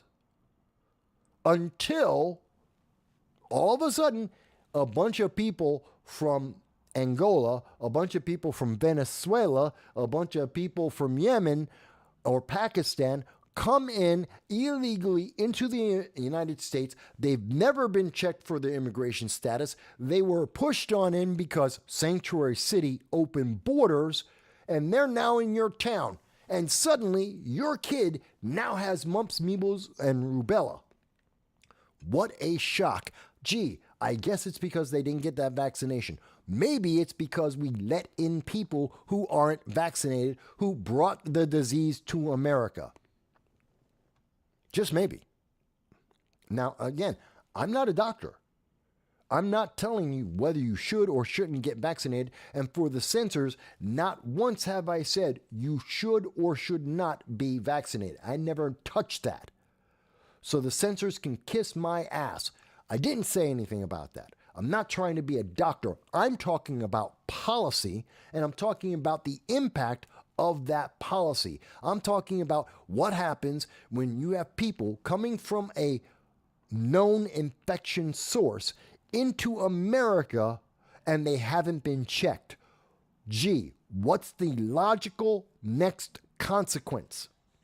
According to the news media, the next consequence is, well, magically, from some other source other than the illegal aliens, these infectious diseases are suddenly just going to appear out of the air and infect our American children. It's not the illegal aliens. Don't say illegal aliens. It can't be from them.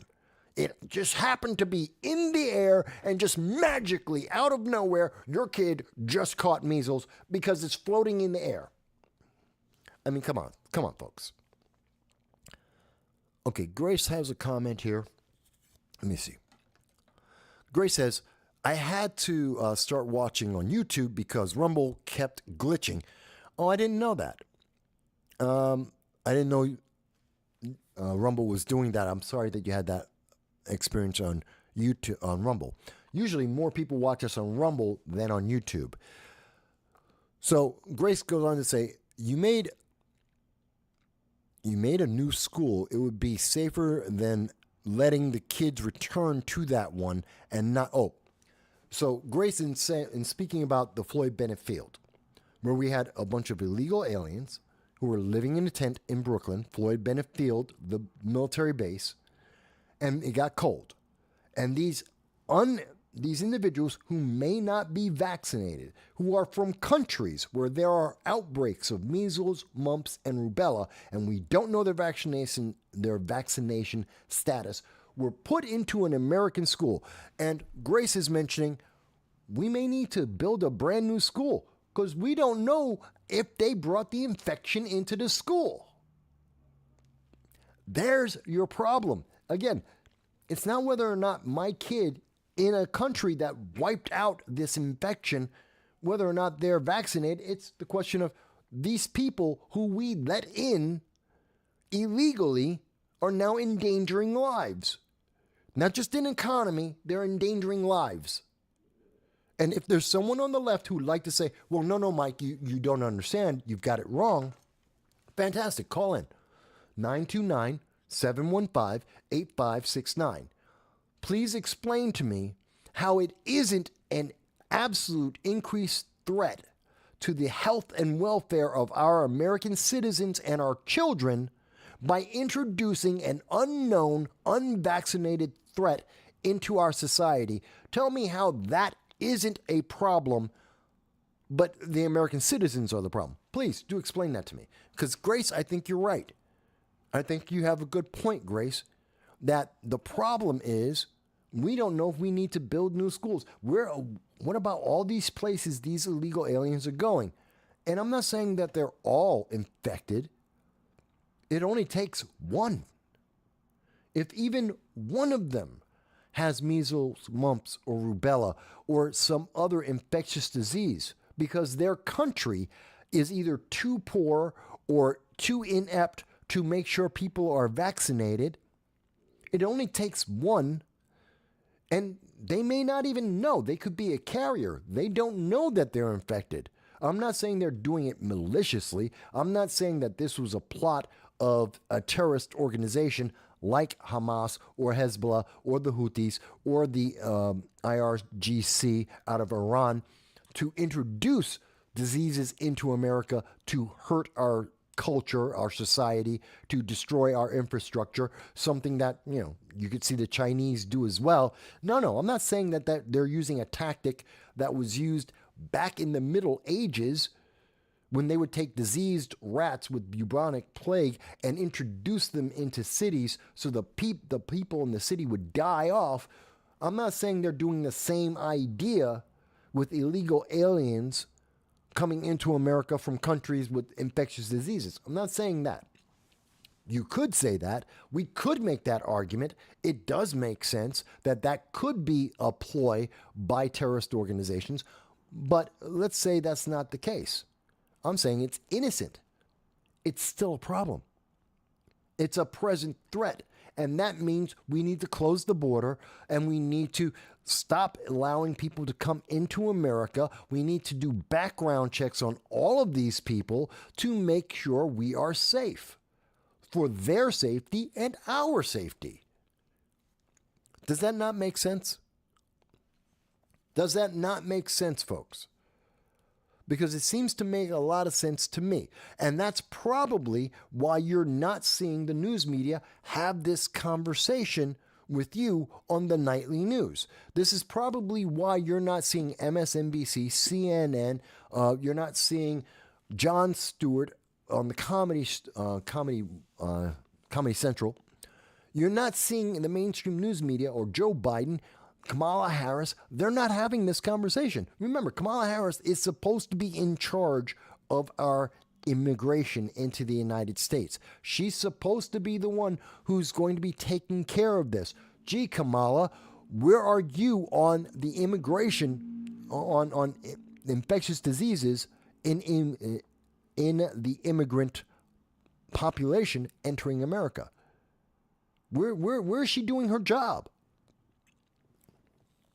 Grace goes on to say, I was also considering other stuff they bring with and leave in the school for the children to find. Well, that would be drugs and other things. And you have a good point, Grace. There's a lot of problems when we start mixing into our structures, our infrastructure, these outside forces that are not conducive to the way of our life. We have people who may be infectious that aren't. I mean, a school isn't meant to be a house.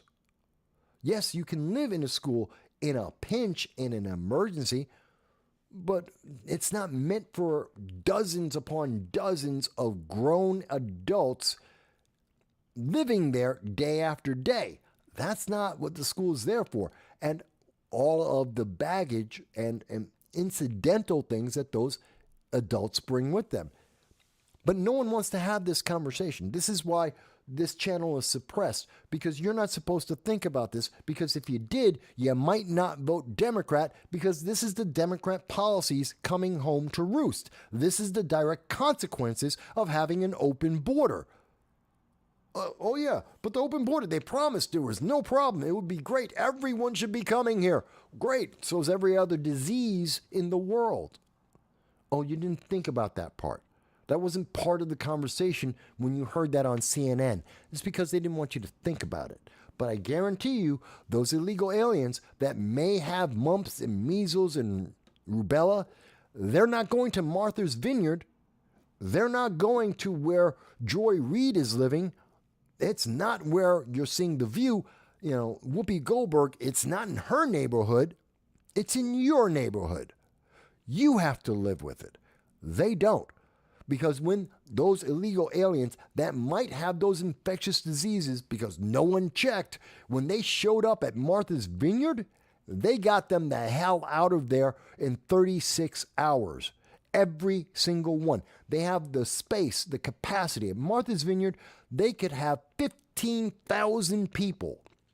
They've got hotels and bed and breakfast. They have the resources to house 15,000 people. 50 illegal aliens showed up. They were all gone to another community within 36 hours. Gee, do you think they were afraid of maybe catching measles, mumps, and rubella? Do you think that that might be one of the reasons why they got them the hell out of there? Maybe that's why they don't want to talk about this. Don't have to, again, just ask your local politician about this. Go to your local congressman, ask them, gee, do we investigate these people? Do we know what their vaccination status is? How many, ask them, how many people from Afghanistan, Yemen, Venezuela, some of these high infection rate countries, how many of them have come into your community because of the open border policy of Democrats? Ask them. And then ask them, gee, and how many more cases of mumps and measles and rubella have suddenly popped up in your community? I bet there's a correlation. I bet you that the number increased as the number of illegal aliens increased in your community. And they're going to tell you it's your fault, though, because you didn't get the jab, because the government said get the jab. But you having the jab or not isn't really the problem, because you didn't suddenly create measles or mumps or rubella in your body. You didn't just catch it out of the air. But they don't want you to talk about it. They don't want you to think about it. And by the way, if anyone thought, Mike, well, you're making it up, that's just not real. And here it is this is from the Pan American Health Organization. This is February 9th of 2023, referring back to the fact that between 2017 and 2019, I wrote the article, actually, John Rasuccia wrote the article in 2018. The significant outbreaks were in Brazil and in Venezuela, because in Venezuela, they didn't have they had the outbreak in Venezuela, and people went to Brazil as one of the first stops on their way to America. And they continue to be, the Venezuelans continue to be in large numbers in Brazil as they come to America, and thus they have more measles, mumps, and rubella. I don't need to make this stuff up, folks. I'm not saying this to scare you. I'm saying this to inform you. I'm saying this because no one else wants to tell you. No one told you about the global food crisis, but it's happening. No one wanted to tell you that we're in a recession, but it's happening. No one wanted to talk about the inflation that you're living through, but it's happening.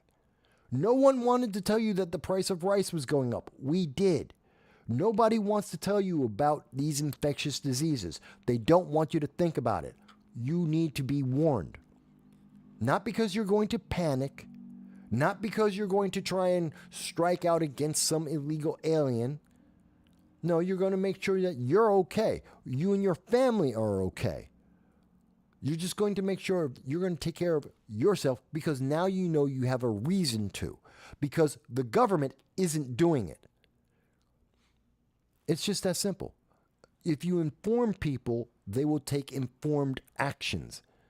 We're human beings. We're logical. We're a society. We make reasonable decisions when given reasonable information and enough time to process it. I don't think that's a crazy thing. But that's why I'm not a leftist. That's why I'm not a progressive. And that's why I'm not in elected office. It's why I'm not a millionaire and why I don't have 1 million people watching me, or realistically 10 to 50,000 people watching me, because I'm actually asking you to think about this. And there is nothing that anyone on the left, they have nothing to say that, Mike, you're wrong. They don't have it. They'll say, no, but it's really, it's MAGA. MAGA's the problem. That's what they'll tell you. MAGA's the problem. Yeah, and MAGA didn't create measles, mumps, or rubella. So that's not an answer. That's what the left goes. They don't know what to say. But let me move on. So before we start talking about what happened in Georgia with the illegal alien there, because we've already seen, again, we've seen how they affect our economy. We're seeing how they're affecting our health. We're going to go into how these illegal aliens are affecting our livelihoods, our life itself. But before I get to that, we're talking about life itself. And so I wanted to mention something about what happened in Alabama. Now, you may or may not have seen my video that I did on Friday about in vitro fertilized embryos. That in Alabama, a embryo, a fertilized egg, is life. That is what the court has decided. The 8 Supreme Court justices of Alabama, the Alabama Supreme Court, came together. 8 of them voted and said an embryo, a fertilized egg, is life. And one said no. Fair enough. And most people have talked about, well, one of the justices, only one, was talking about God and Scripture, which kind of violates the separation of church and state. Well, that's one. There's still another 7 of those Supreme Court justices of Alabama that said, no, an embryo is a life. And since that time, we've heard a lot of the news media. No, that's not it. Where is it? A lot of the news media has been trying to convince people. I think I have it here. Hang on. I knew I had it, but okay. But a lot of the news media are trying to convince the public that somehow, this is a negative against you. That somehow, here it is. As an example, they're talking about Trump and Abbott. The news media is trying to say, well, this decision in Alabama is suddenly going to stop women from having the right to get pregnant. That's stupid. They're trying to say that somehow this is going to close down the in vitro fertilization, and that it's the same thing as if Republicans were trying to stop abortion, that this is equal to abortion, that this is infringing on women's rights just like abortion does. And I think that is one of the most stupid things I have ever heard. And this is the argument that we're hearing from the left. This is the only argument that the left has. That because an embryo is a life and the government is required, the Constitution, the state constitution of Alabama requires them to protect all lives, especially unborn lives. They have specific laws about protecting the unborn child, the life as it exists, period. And because of that, they're saying that, well, that's going to not just end abortions, but women can't get pregnant now. It's stupid. It makes no sense. If you think about it, it isn't logical at all. If anything, and I went into this in detail on Friday, check out that video. I went into it in detail, and the fact is, this is actually positive for women. This is positive for those women and couples that want to be pregnant. This is encouraging news for these people. It's not telling people not to do it. It's telling you that you will be safer because of what Alabama has decided, not less safe. That you will have more options, not less options, because the full weight and power of the Alabama government is behind you to protect, whether you want to look at the embryo, that fertilized egg, that life, whether you want to look at it as property, which is what the left looks at it like, or if you look at it like life, because every embryo can become a human being. Property, inanimate objects can't do that. Their life. And that means that's a potential human being. And the government is going to protect you. Whether you think it's property or whether you think it's a life, they're protecting you. They're making sure that companies can't do a half-assed job and allow your property, that life, to be damaged or destroyed wantonly, randomly. I keep forgetting which camera I'm looking at. And I think that's pretty straightforward. And I think it's very essential. But they don't want to talk about it in those terms. Because if you talk about it in those terms, if you talk about it in that way, well, then you're talking about it in a way that conservatives talk about it. You're talking about it in a way that the left doesn't like. And they won't get votes out of it. Because if you're not comparing it to abortion, if you're not saying that women are being restricted and they're having the rights taken away, and if you're in fact saying, no, but this is reinforcing women's choices, this is ensuring that their decisions are given the full weight and power of government, well, then they might not vote Democrat. They may not feel like they need the Democratic Party to back them up because the government's already backing them up. Because they don't have the problem that the Democrats are saying they have solutions. And if they have the solution, they don't need the Democrats because they've already got the solution. And Democrats aren't offering a solution. They're just telling you someone else is the bad guy. They're just blaming someone else. And that's what this is really about. That's what all the hubbub is. That's why this is such a confused case. When I was covering it on Friday, and even since then, the news media has been very confused about this story, trying to find some way to convince people that when Alabama's Supreme Court decided to affirm life, that is somehow the same as an abortion, which is the denial of life. It is the exact opposite, but somehow the Democrats need to convince you that they're the same, and therefore Republicans and conservatives are evil and bad, so you need to vote for Democrats, because it's the same thing, even though it's the exact opposite. It doesn't make any sense. Is that clear?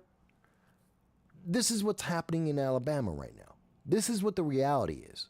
And again, if there is any Democrat, especially if there is any elected official, if there is a candidate in the state of Alabama at the local, state, or federal level, and you want to tell me how I am wrong, you want to explain to me how ensuring that a life, the embryo, is protected with the full weight and power of the Alabama government, if you want to explain to me how that is the same thing as abortion, that somehow that is taking away from the rights and privileges of women, please call in 929-715-8569. I would love to hear you explain that to me. Please connect the dots, because they don't. Because you're talking about two very different things. You're talking about abortion, which is the destruction of a life, versus the preservation of life. Please connect. Tell me how progressives connect the dots, because they are desperately trying to do that. And they are trying to keep people confused so they don't realize the dots don't connect, because they have to fortify the 2024 election.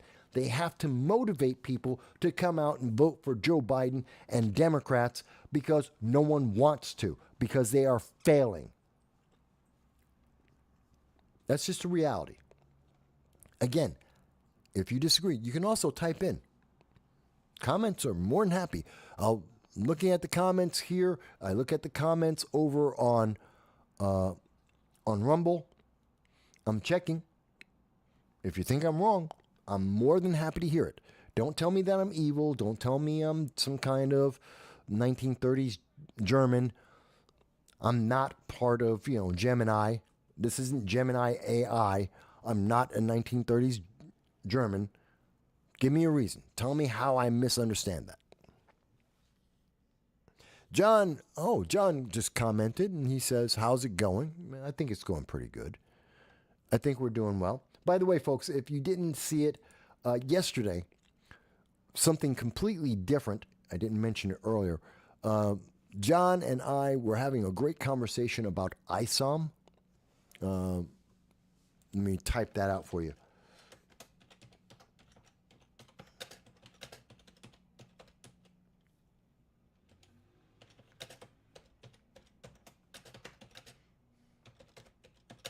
So, ISOM, for people who don't know, we were talking about ISOM yesterday. It's a comic book. It's part of the Rippaverse, which you may or may not have heard of. Depends on how much you follow entertainment on YouTube and social media. The Rippaverse is an alternative to Marvel and DC and Hollywood. And it's an independent creator of entertainment, art. Guy named Eric July created the Rippaverse, and John and I were talking about his first original comic book. Had nothing to do with Marvel, has nothing to do with DC. It has nothing to do with being woke or the intersectional ideology. Rather than trying to repurpose and make his own version of Superman and just make him black, or rather than gender swapping Spider-Man again and again like Madam Web, he made his own comic book, his own comic universe, his own superheroes, his own supervillains. And that's the way it should be. Don't make Superman black, because Superman isn't black. Don't make Peter Parker a woman, because Peter Parker is a guy. Don't make him gay. Peter Parker is straight. Don't change that. If you want a character that's gay or a woman or whatever color of skin, then make them. Make an original character. Don't take the characters I already have. Don't change Batman. Don't change Spider-Man. Don't change the Witcher or Superman. Make your own character. If your ideas are that good, make your own. Don't take away mine. Go and make a new one. And if we all agree that it is good, you will do fantastic. But maybe they're afraid their ideas aren't that good, that strong, that capable. That's what I truly believe it is. I think they're terrified that someone will find out their ideas aren't interesting, which is why no one is watching Madam Web. It's why no one went to see the Marvels. It's why you didn't see a season 2 for She-Hulk. It's why Velma sucks and did so badly. Why we see The Witcher Origins completely failed and is a laughingstock. It's why we saw, Willow the second Willow 2, I don't even know what they called it. It was Willow. Why that failed. Why all of these ideas where they're repurposing, reintroducing, they're reimagining all of the classic stuff, it's all failed. And that's why at this moment, everyone is watching old classic TV. They're watching Friends. They're watching Star Trek, the original series. They're watching Happy Days. They're going into the past and they're watching entertainment that they enjoyed, not this new crap. So we were talking about a lot of all of that yesterday with John, and I invite you to check out that video. It was an interesting conversation, a little bit of a debate. I think I might do more of those in the future, just one-on-one conversations live about various subjects. I think we'll do that. So yes, John, to answer your question, everything's going well. So we were talking about Alabama. I think I covered that Alabama, the IVF, the in vitro fertilization, is about supporting life and confirming the decisions of women. It is Republicans that are helping women, not what Democrats want you to believe, which they're actually, we saw a poll. There's actually a poll about this. There's actually a poll, and I covered it yesterday. Yeah. So you'll see there's a poll. This is a bad image of that. There it is. There's a poll from YouGov, and in that poll, they will tell you that Democrats are looking to run for election on this. They're trying to figure out a way to spin this to get elected. It's not me making this up.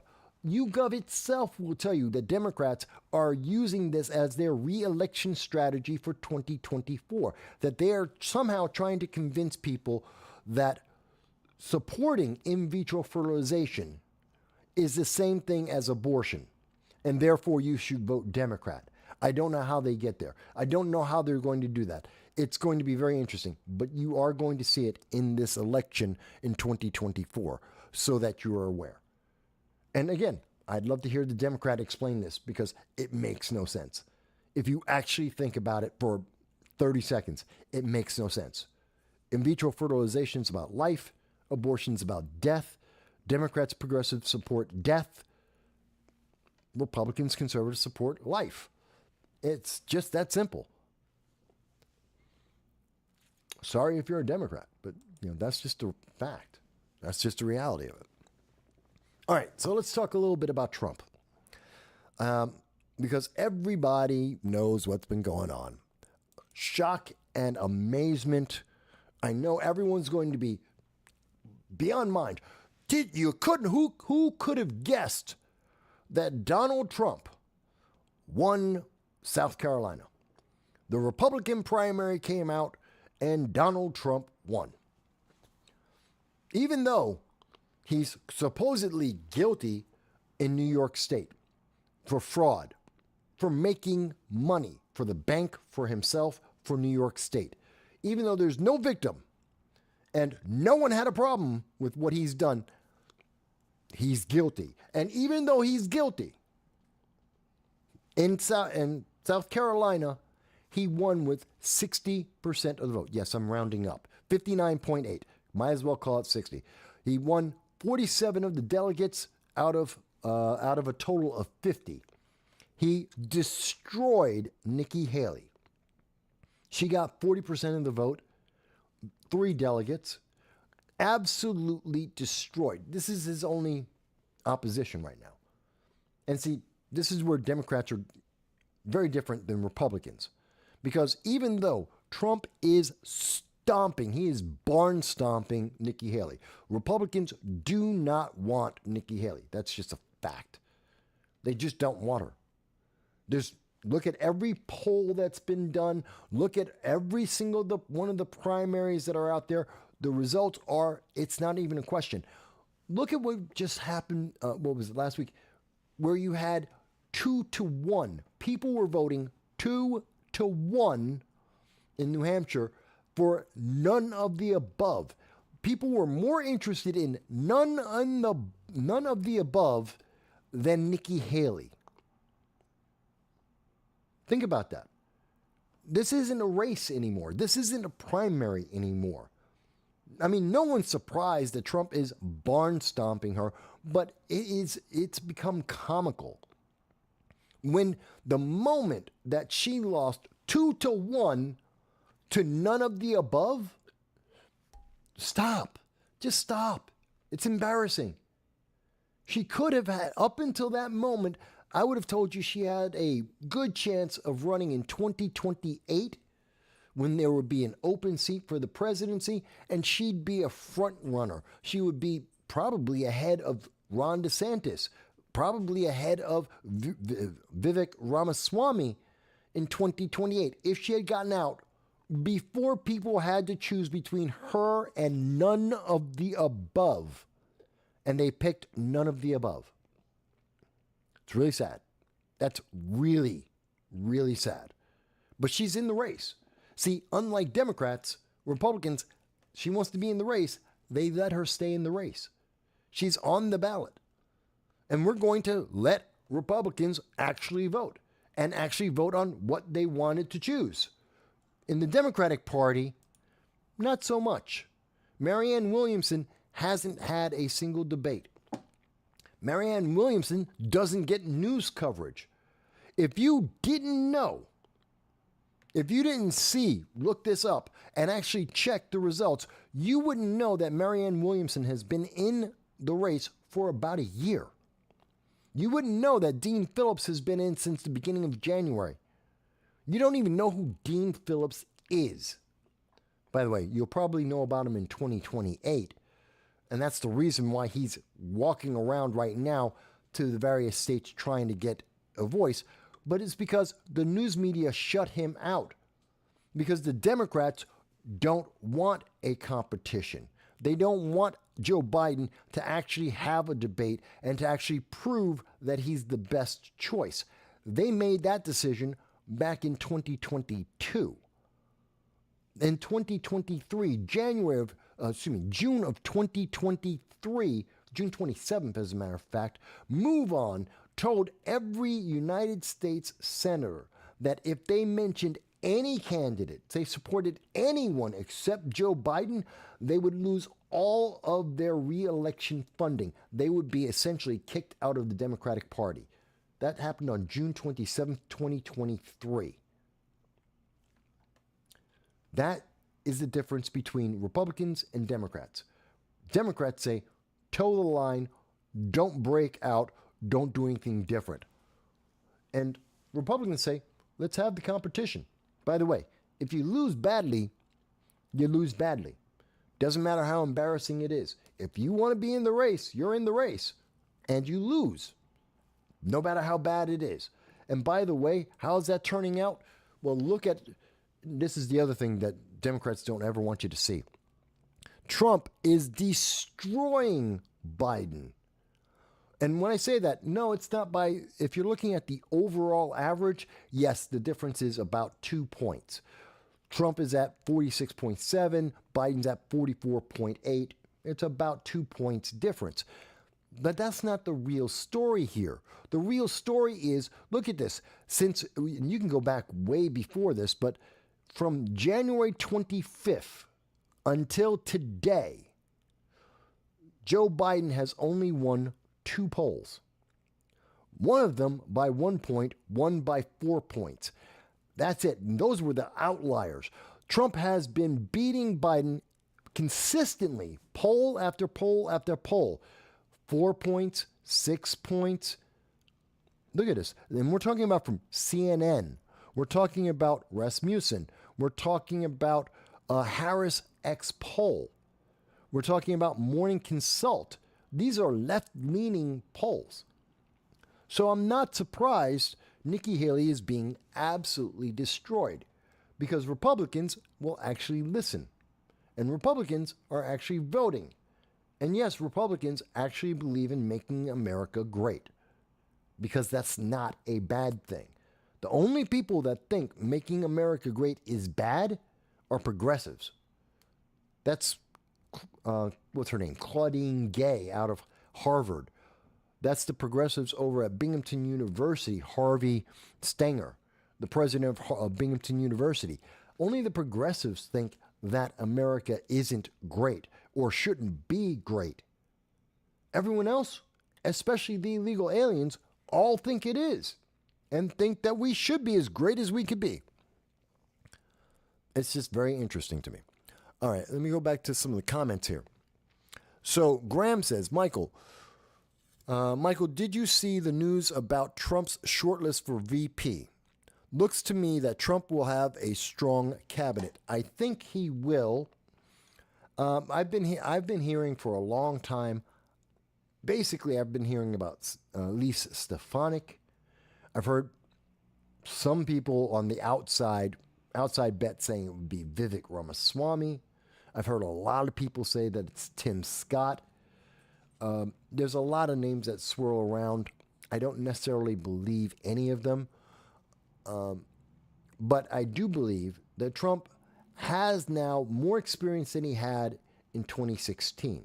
He understands what he needs in a cabinet, what it is to have people who will actually support him. I think he's doing a better job of vetting who's going to be his vice president, who will be in his cabinet, what they're going to be capable of doing, because he's had that experience. He's actually done the job, and he did it well, even with the obstructions that we now know. We know that now the Obama administration was investigating him with the FBI back in 2015 and 2016. We know that there were individuals like General Mark Milley who were going behind President Trump's back, talking to the Chinese government, giving them guarantees about what the American military will or will not do.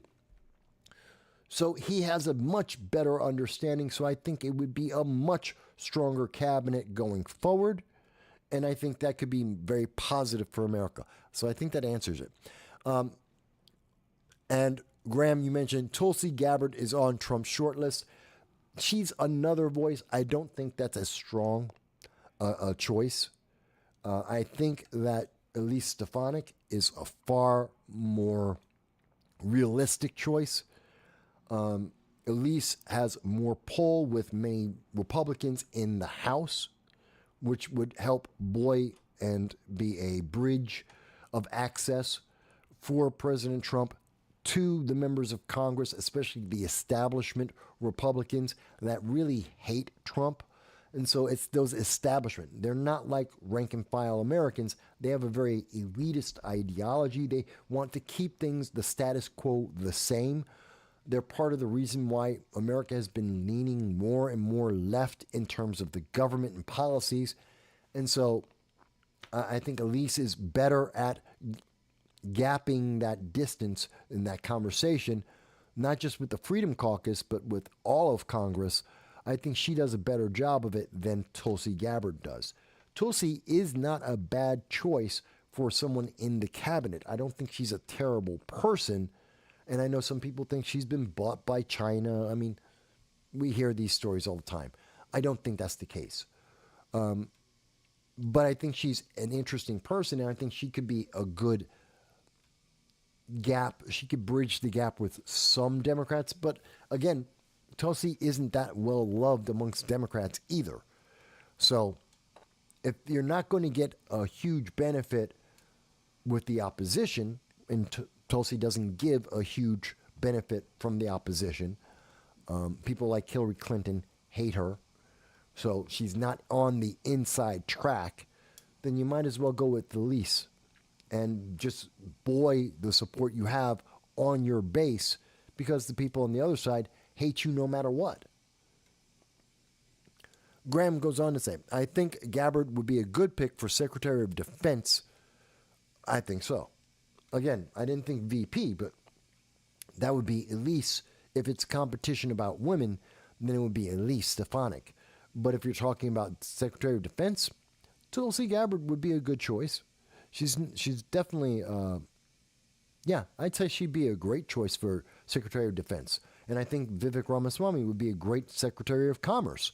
I think he would fit in like a glove in that position. I think Tim Scott is an excellent choice for Vice President. pretty much for the same reason why Elise would be good, except Tim Scott is with the other presidential candidates. Hang on a second, folks.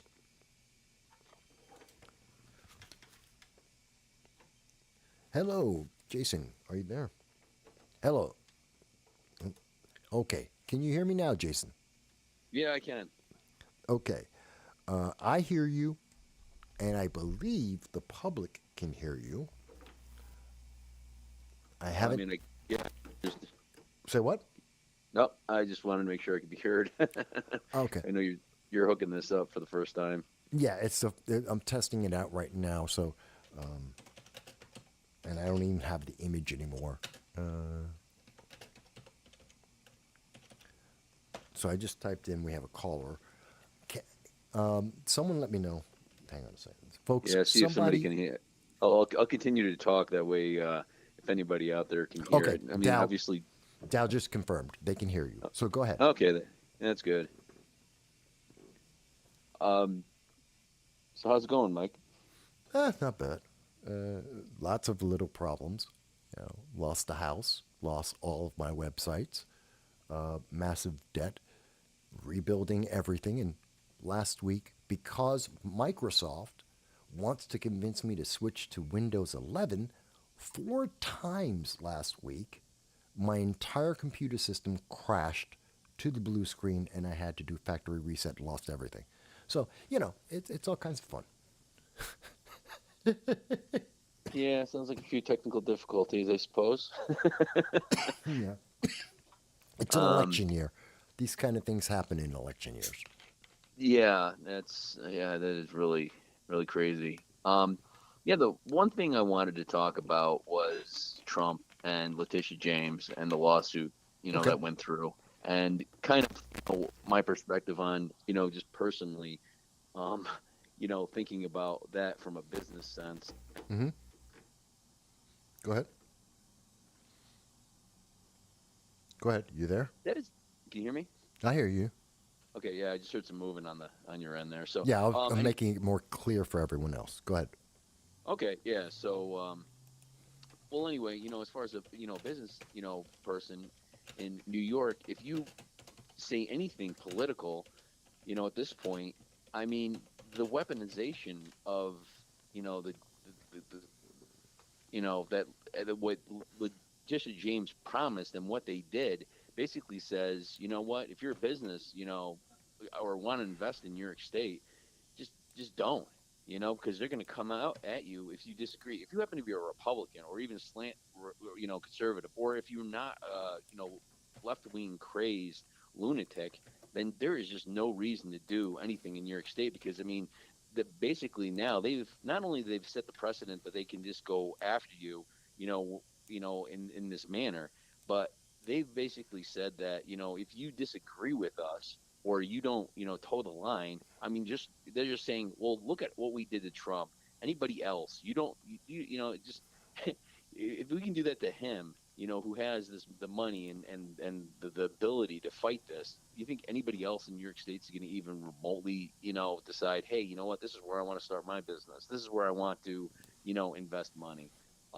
It's just like it's beyond. I mean, I honestly thought that California would have been, the one to do something more radical like this first for some reason. Mm-hmm. But this really California has really done it, with a lot of their policies in certain ways. Businesses, I thought they were actually doing worse than New York. But with New York, this is actually this destroyed anybody from wanting to take any sort of initiation to work with New York. I mean, we already have massive cronyism in New York State, and basically the only people who want to invest in New York State are the ones who are literally being given money directly from the taxpayers to be poured back into the politicians' pockets, But this is brutal. Okay. Well, let me address part of that. You're right. You're very much right. Part of the problem that people haven't thought about is the consequence of this. That's what you're talking about. Every business in America, I know you're a business owner, you all have to think about this. at any point in time, any member of, Letitia James or any regional prosecutor, DA, can come out and say, I don't like your politics.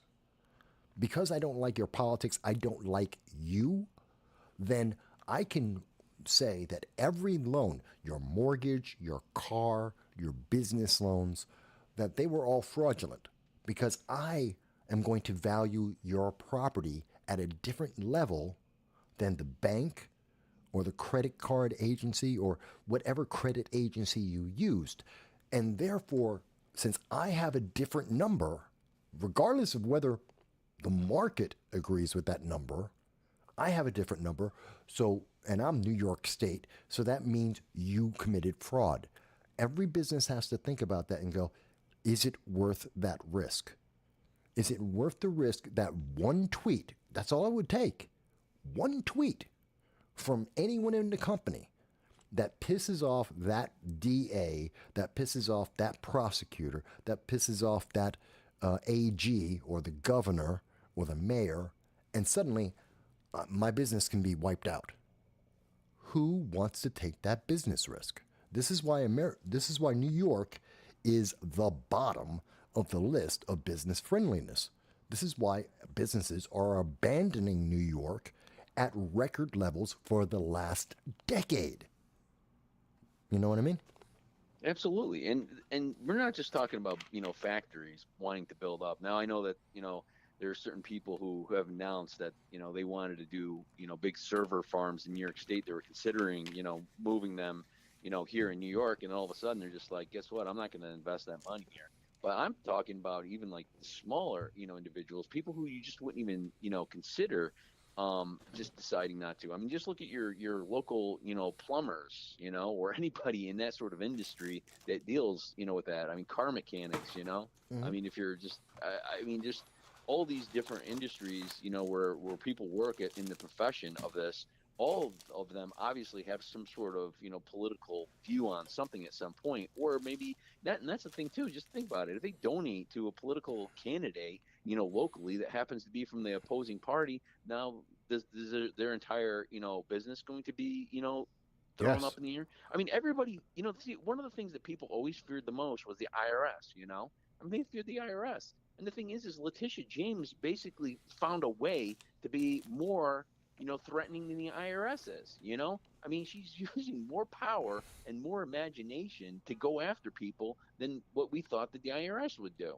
Mm-hmm. and now it's just like, okay, great. Now we got like her creating her own branch of the, financial government to come after everybody and making sure that they all, go in line.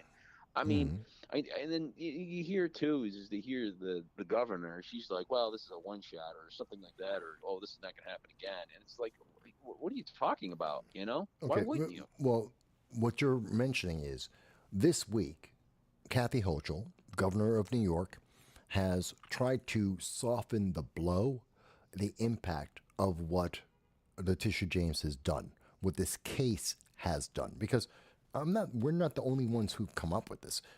Literally, hundreds and thousands of businesses are having this conversation across New York State.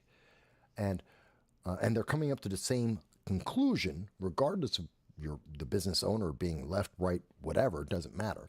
They're all coming to the same conclusion. We're in danger. We're financially, economically, our business is in danger. And so she tried to back it down and say, well, no, this was an exceptional case, and this is a very unique person, and the aspects are different than what we would see anywhere else. But you can't backtrack this. This is the absolute authoritarian power of the New York State government that can be wielded at any moment by anyone. Maybe Kathy has no intention of ever doing it, but can you tell me that Letitia James won't? Or that your local DA? Or that your local prosecutor? Can you tell me that each and every one of those people from now and forever will never do that? You can't. You can't make that promise. It's not possible. Therefore, it is a risk. And she's just blowing it away. So And again, why did they do this? I think that's the important part as well. To impose this absolute authoritarian rule over every business in New York State. They did that so that they could say Trump's guilty, so that they could justify to voters and to go out and say and have ads and say Trump guilty. We always knew he was guilty. Yeah, but you had to make up the entire scenario. Because if Trump is truly guilty of fraud, you're a business owner. Tell me if I'm wrong here, Jason. If you go in for a business loan, you have to show your assets to the bank. The bank is going to verify those assets so that you can get that loan. If you lied about your assets and the bank lied or approved those false values, then the bank's making fraud because they're the ones giving you the money. Am I wrong? Well, the problem is too is that some of the value is subjective because until you like, for example, I could say my properties, maybe I could say they're worth twice as much because that's the problem is that how they appraise how a bank would appraise a property and then how much I would actually be able to sell it to are two different things. You know what I mean? And so the problem is that, the bank goes, okay, yeah, you got a property that's worth $100,000. And I said, no, I can sell it for like $300,000.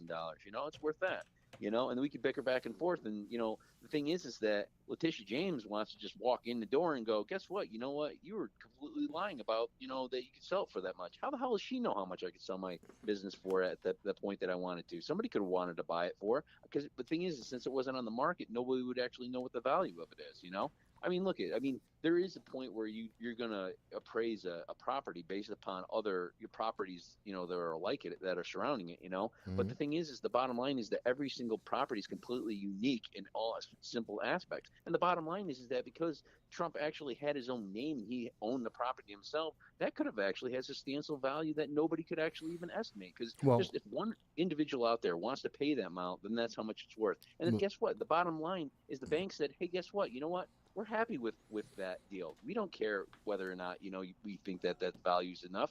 We'll give you the loan anyway. Again, Letitia James says, nope, guess what? You should have never made that loan. Banks are stupid, and they should have never loaned that out. And because you did, and that's the thing, too, is that what are banks supposed to do, in this situation, Are they going to be lending money out as likely, to anybody in New York State now? No, they won't. And that's going to hurt poor people because they always have to worry about getting sued now for every loan that they make, even if they have assets, even if they have, and they've documented those assets and everything falls in line perfectly with the requirements they legally have, it doesn't matter. They're still guilty because New York State can just come in and say, we have brand new numbers. We made up our own numbers, and our numbers as New York State are more important and more valid than the bank's numbers, which are driven by the market. Yeah, well, yeah. Look, they're driven by the market, but the thing is, the bottom line is that whoever put the stamp on the loan basically is responsible to make sure that the funds that they're loaning out are secure to a certain standard that they felt was good enough, and they did feel it was good enough, and that was the bottom line. Just like Letitia James didn't feel it; she felt it wasn't good enough, in her view. And guess what? She got a judge to basically stamp it and fine some fine like that. Look, it is scary, Mike, because like you were saying too. Now, well, they set a blueprint down. She can start going after businesses like that. Then why can't local DAs just go after anybody that they want? They can. And like, why can't a local DA go after the local plumber? And just say, oh, geez, you know what? You took out a loan, based upon the value of your this, and you got all this equipment, and we're like, well, that was a lie, now they just go and they rip the entire business apart, they can do that now. They can do that. Yes, they can. That's what New York precedent is. That's why New York's going to lose more businesses in 2024 than ever before, because businesses are on leave. There's no reason to have your business in New York State. No, it's very, very scary, and it's just Personally, myself, I don't know what to do, with a lot of the trends that are happening. It's just like you just try to adapt and survive. And, you know, but, in the long haul, you're just going to have to think, how do you position yourself in a way that you can win? Well, there's a reason why there's been a mass exodus of people and businesses for the last decade out of New York, including people like President Trump. Trump left because they were he was getting beat up on because he had the wrong politics.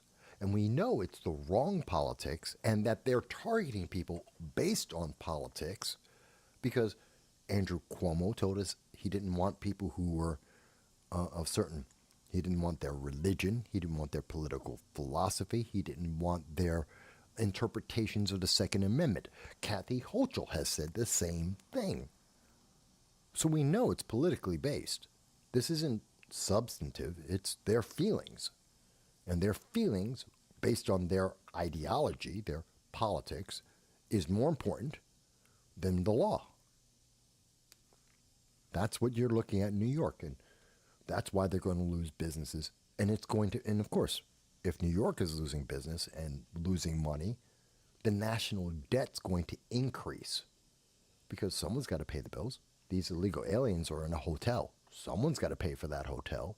Someone's got to pay for their food and their transportation. And if the people aren't here, and you can raise taxes, but if there aren't enough people, or the people who are here are all poor, you're not going to get enough money. Someone's got to make up the difference. Federal government, that means national debt goes up. Every American's paying for it. Yeah, and that's exactly what they're doing. I mean, they do have other creative ideas, like in California, where they're literally trying to tax people who actually move their business out of California. By justification, they say that because you created your business in California, we give the forever tax, a certain percentage of all the money that your business makes, even when you leave. Yeah, that's a losing argument. That'll be appealed to death. That's not going to work. But the fact is, though, is that is the idea, and that's what they actually plan on doing. So I mean, that's because they're desperate. That is an act of desperation. Oh, yeah. You at one point in the universe, you were here in California, so we get to tax you forever. No, screw you. No, that's not how business works, and they know it. But they're desperate. They've got to do whatever it takes because they have no other option. And that's what New York, that's California, that's New York, Illinois, Massachusetts, Delaware. They've all put themselves into this, put their backs against the wall on all of this. And it's coming out in the election. I mean, we're seeing the results because people are seeing that this is all political. And that's why they're desperate to see people like Nikki Haley win. They're Hail Mary. They are praying that Trump gets thrown in jail, which isn't going to happen. There's no charge that looks like he's going to be put in jail. So they're praying he's going to go to jail and that they can go with Nikki Haley instead. Not going to happen. That's the only reason why I think she's running right now, is that Democrats are desperately sending her money. I am sure she is getting so many kickbacks and so many promises of support when this is over, that she'll never have to work another day in her life. It's the only reason why she would do this. I mean, otherwise she's destroying her political career. She's embarrassing herself. I can't see a reason why she would do it other than she has been promised and guaranteed stupid amounts of money for the rest of her life. That makes sense? Yeah. I mean, look, there's a lot of different angles they're going. I mean, you were talking about the vaccination situation, and one of the things is kind of interesting about that is that actually is the one angle that actually works in the favor of the Biden administration, because even if they will blame the Americans for not being heavily vaccinated, so what would happen is you do have the illegals coming over, and they do bring the disease with them. Mm-hmm. And then what happens is the Americans get blamed for not properly vaccinating themselves. And so what Biden does, though, because he's so desperate now to kind of like do a 360 kind of on the border, he can actually now, institute the policy that they had during COVID to basically stop people coming in, and he'll just use, he'll use measles as a reason to stop people at the border the way it was before. No, he won't. Um, No, he won't. Because I'd look at. I mean, he he might won't. not do absolutely anything. But if he was to do something, that angle there would probably be the best bet. Because then he could just blame Americans for not being heavily vaccinated, and it's their fault that he has to lock the border down. Yeah, but the problem is that this is a pre-existing problem. I know I've done coverage of this back in 2018. The data around the world is available that this problem started in 2018. He knew this already. When he opened up the border, he knew that Venezuelans are the largest number of illegal immigrants coming into America, and they have the highest probability of not being vaccinated and introducing mumps, measles, and rubella, amongst other infectious diseases, into America. And he opened up the border knowing that, with that prior knowledge, as a president, as a vice president. So if he tries to close the border now, that argument comes up, and suddenly he loses because he still looks like, so why didn't you do that 3 years ago? Why now? What's the difference today than 3 years ago? Because it's the same problem. So Well, they yeah, won't but do I it. mean, well, they report it now, and then basically he pretends that it's brand new. That's what they always do. The media will get behind him. Oh, it's brand new pandemic that's happening, or there's something that needs to take action that has already been there. But I mean, look, it doesn't need to be new. He needs an excuse to do something. Yeah, but I he's not mean, going to get, there is no excuse because everything that, again, like this example, we can go and say, yes, but that's pre-existing. The problem's already been out there. You just made it worse. So acting now isn't, you're not fixing anything. You already made the problem. You're just, now, the ship is already sinking, and now you're just trying to say, you're telling everyone, get into a lifeboat. We've been sinking already. Everyone knows we're sinking. well, yeah. I mean, look, it's just political desperation, and it's basically supposed to chip away, at Trump's position. That's the whole plan. Many different aspects where, look, they were trying to throw out that, that immigration, border type deal or whatever they're trying to do. Just trying to take away something from Trump. And I think that, look, I don't know whether Biden's going to have it's not even really Biden. It's whatever the people in the back room there are making the decisions, what they decide, how they're going to approach this issue. But I mean, they're kind of like a chameleon where they're going to kind of weigh out, their radical left base versus, trying to go moderate. And the thing is that, No, I will you disagree. see? I disagree. As an example, on the screen right now, CBS is doubling down. They're not trying to reevaluate the market. They're trying to figure out how they can silence everyone else. They fired the woman one of the key reporters who was involved in covering covering the Hunter Biden laptop scandal. Yeah, she's getting fired, and her property, and this is big. Normally, when a reporter gets let go from a news organization, they take their notes, they take their data about their contacts, their confidential sources, all of their information. They take that with them because that's theirs. That's their work, their effort, their property, their contacts. It's their reputation. And CBS took all of that because CBS is afraid that someone else, this reporter may give someone else why CBS said, oh, we're not covering the laptop. We didn't cover the laptop for well over 6 months. We lied to the American people that it wasn't news. She has notes about this. We don't want someone else to find out. We knew it was real. That's now I'm doing some supposition in there. I'm guessing a little bit. But we do know for a fact they did fire her. She was one of 20 reporters. Out of 800 people they fired, only 20 were reporters, and she was one of them. She covered the subject they didn't like, and they took her data. And this is why it's going in front of the Congress. They're having congressional hearings about this because this is a violation of the First Amendment. This is a big deal. And this is what the left is doing. They're covering their tracks. They're making sure that there's no loose ends so they can say whatever they want. Yeah, I mean, it's getting interesting, Mike, because it's like the farther we get into this election, season, the more the left doesn't even care, about being exactly, what, is being defined. I mean, look, it just, you say election interference, election stealing, and all this stuff. It's like they're literally printing this in their papers, their publications. They're on, the newscast, actually pretty much announcing that they have no choice but to do that now. So all the stuff that Trump was claiming that was happening, he actually now, they are actually, they're starting to say it, and it's just getting more and more insane, They're and then not after, saying it. No, they're not saying it. It's that people won't stop saying it because they didn't want people to say it. They did everything they could to stop people to say it, and people just found different ways to say it.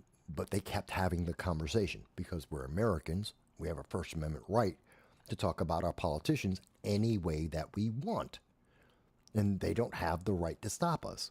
And we can have any opinion we want, whether that's Bigfoot, mermaids, or the 2020 election. We can have whatever opinion we want about it.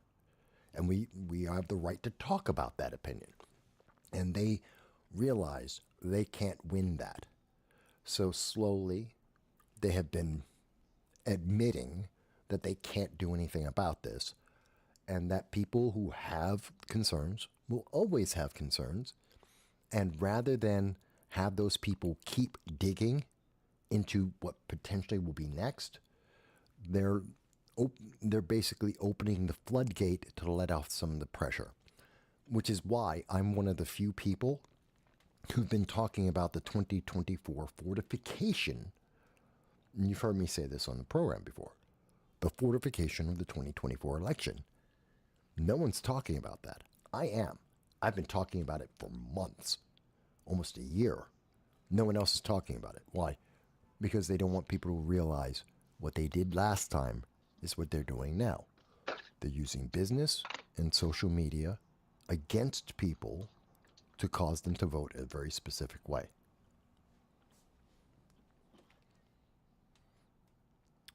Yeah, I mean, you're right. Sadly. Yeah, sadly, I am right about that. And that's why they've got to always have a new story. It's kind of like the reason why you've heard recently Joe Biden say, well, there's a problem down at the border. Finally. It only took him 3 years to figure out something that everyone's known and seen and videotaped for years. But he's still doing things like, okay, the economy's fantastic. The economy's doing great. Bidenomics is working. Bidenomics is working fantastic. Okay, I have on the screen right now. This is from Bloomberg, from Yahoo and Bloomberg News. Inflation remains above the comfort level, and this is a problem. The Fed-favored inflation gauge has been rising the most in a year. Inflation is real. Inflation is increasing. Meanwhile, you're told, but the economy's doing fantastic. Joe Biden is the smartest, brightest man. He's sharp as a tack. He can't walk out of a room on his own. And he also is so feeble-minded, he can't be held accountable for breaking the law. They're going to do whatever they can do. This is called fortification of the 2024 election. They will confuse and remake all of the news to fit their narrative, to cause people to vote the way they want them to vote. Look, at the bottom line is when it comes to inflation, the economy, and a lot of the stats that are going, we know that they've been lying about majority of it. I mean, the federal government, pretty much has been making up for most of the employment. And on top of that, it's just like they keep doing revisions every 2 months where all of a sudden you find out there wasn't, a million jobs being made, so. Well, everyone knew that. It's called people went back to work. Yeah. So, but inflation. I mean, yeah, it's entrenched. I mean, we like we said before, it's just stagflation. Is what we have now, and Yeah. it's the worst part. And then on top of that, it's just like we're gonna have a stagflation type thing, and then what's gonna happen is the demand in certain sectors are gonna continue, and once everything starts to tighten, it's just bad. I mean, we'll just have less, stuff at a higher price. Less productivity. I mean, eventually, it's a slow march into a recession, honestly, a Mm, very painful one. no, we already are in a recession. We started the recession in August of 2022. We are quickly going into a depression. They just keep changing the definition and they keep putting a big smile on their face when they talk about it as literal as possible because they know if you start talking about numbers, people lose their minds and they drift away. The reality is, we have been in serious financial distress under the Biden administration, and it is absolutely horrendous. Oh, we just lost Jason. Oh, we lost Jason. All right, folks. We lost Jason there, but I was just showing you that. There we go. I was just showing you that we know that there has been a problem with the finances. We keep getting told Bidenomics is working, Bidenomics is great. Yet every indicator says that inflation is real, inflation is growing, cities are in distress, people are in bankruptcy, everything is failing. But meanwhile, they want you to believe, but Biden knows exactly what he's doing, and that's why everyone should vote for Nikki Haley. Yeah, I don't think so. I really don't. All right, I'm going to move on to a different subject. I know everyone's been waiting for it to talk about the murder, illegal alien murdering a student. Hang on.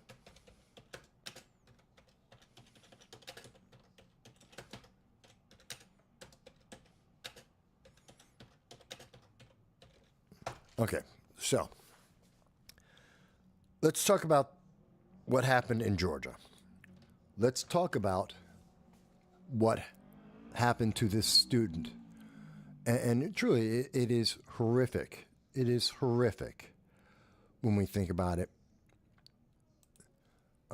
Essentially, there was an illegal alien who came in to the United States last year. So this isn't long term. This isn't something that's been developing for a long time. It's rather sudden. Okay. We know that this suspect, this individual who's believed to have killed this girl, let me show you. He was in New York. He came into Texas through El Paso. He has a wife. They had a child. It wasn't his child, pre-existing child. Came into Texas, made their way to New York because Sanctuary City, where he hoped to get a job and they were getting money. He had arguments with his wife. They split up. He left left New York City to go to Georgia, and then a student got killed. Now, there's a few more details to this story that I think are very, very important. Is it in this article? Yes, here it is. And this is coming from the New York Post. And you're not going to see this because most of the news media doesn't want to mention this guy's an illegal alien. They'll tell the man who killed her. What are some of the titles that they're using here? Jose Diego Ibarra, court documents. Yep, notice they're not leading with, and they say reveal immigration criminal past. No, illegal immigration. They don't want to mention that. How about from the Daily Mail? No, wrong story. But most of the news media, when you go through it, they don't want to talk about the fact that he is an illegal alien. They do not want to bring up that very important aspect of his criminality, that it's because he wasn't supposed to be in the country. But almost none of them will mention this very important part. His wife at the time that he entered the United States, quote, "We got married so we could join our asylum cases." They weren't a married couple because they loved each other. They weren't married because they had a child together. They got married to game the system. I think this is important. This helps us understand how this murder could happen. This guy never had the intention of being honest. He was gaming the system. She goes on to say, "He was the person I thought I could see through. We've known each other our entire lives." He knew this girl. He knew she wanted to get into America. He knew that they could have probably a better life than in their country. And to game the system, they knew a single guy going into America, not very likely. He might have more of a problem getting through the open border. But if they're a family, not only will they get through, but they'll probably get housing, they'll get better money, they're going to get more because it's a family. And there is nothing more than progressives love to do than throw money at illegal alien families. They'd love to take your money and throw it at illegals all day long. And he knew it. They gamed you. So not only did the open border result in the death of an American, not only did the sanctuary city process support this, but if we didn't have that, if all of the flaws weren't so obvious, this guy would never have gotten into the country. We should have been able to stop this. If we were vetting these individuals, if we were actually vetting them and saying, hey, we have to check your background, we'd have instantly seen, oh, you just got married, 2 hours ago? 2 hours before you crossed the border, you got married. Well, hang on. Why'd you do that? Oh, because you just thought you could get in easier. Because you wanted a bigger check. And the left never thinks about this. And this is something that I did not see this in any of the other reporting on this. No one else wanted to talk about this. No one asked the wife about this murderer, this alleged murderer. They didn't ask about that. They didn't ask her, well, gee, when you came into America, you came together. How did that happen? They didn't ask, gee, when did you get married? It's called journalism. You ask these questions. They're basic questions. When did you get married? Is that his son? Why did you come to America? Why did you come together to America? We have that answer. This was asked of her. This is the answer. And now we know he is willing to game the system. He is willing to use the system to get an advantage. You can call that narcissistic. You can call it selfish. You can call it a lot of things. And many of them are not personality traits of someone who is a good person. Good people don't do all of that. So I'm not surprised he's a criminal. By the way, he was arrested in New York. He's a criminal. And as we can see, this is also coming from channel WSB TV, Atlanta channel number 2.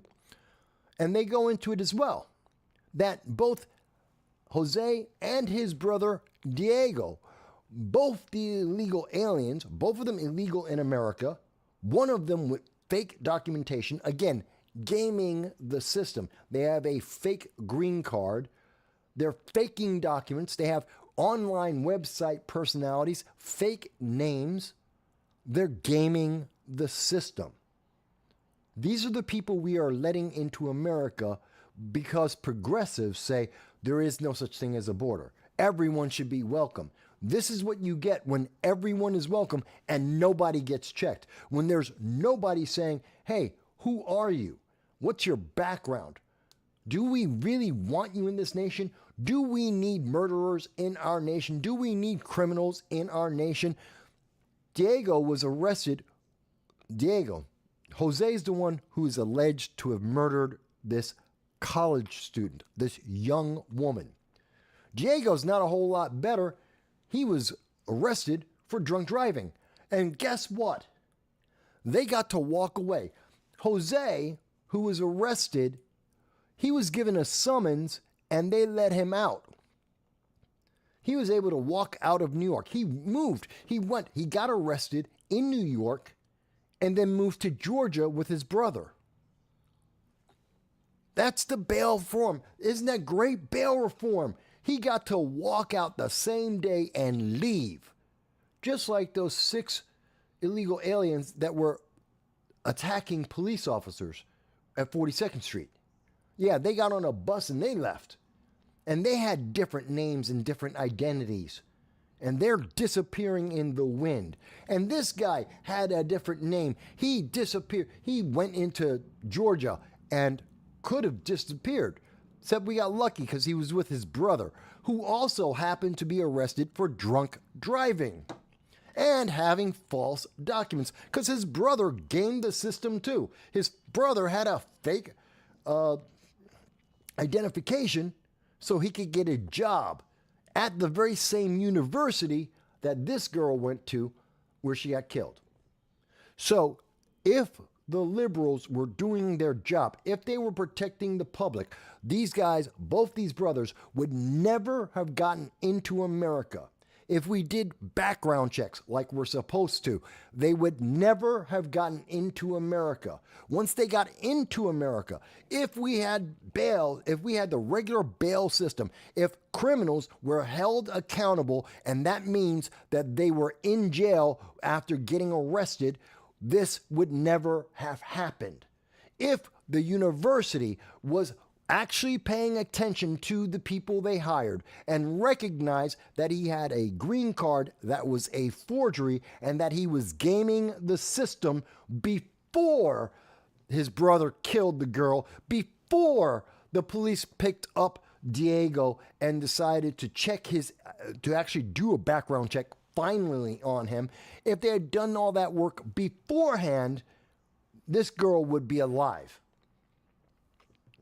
It's that simple, I think.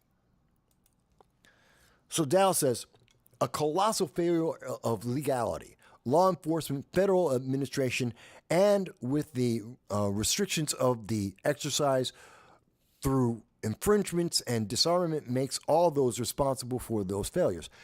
Yes, there's a lot of people responsible, but let's be very honest. This illegal killing this young woman had multiple checks and balances where we could have prevented this, where she would not be dead today.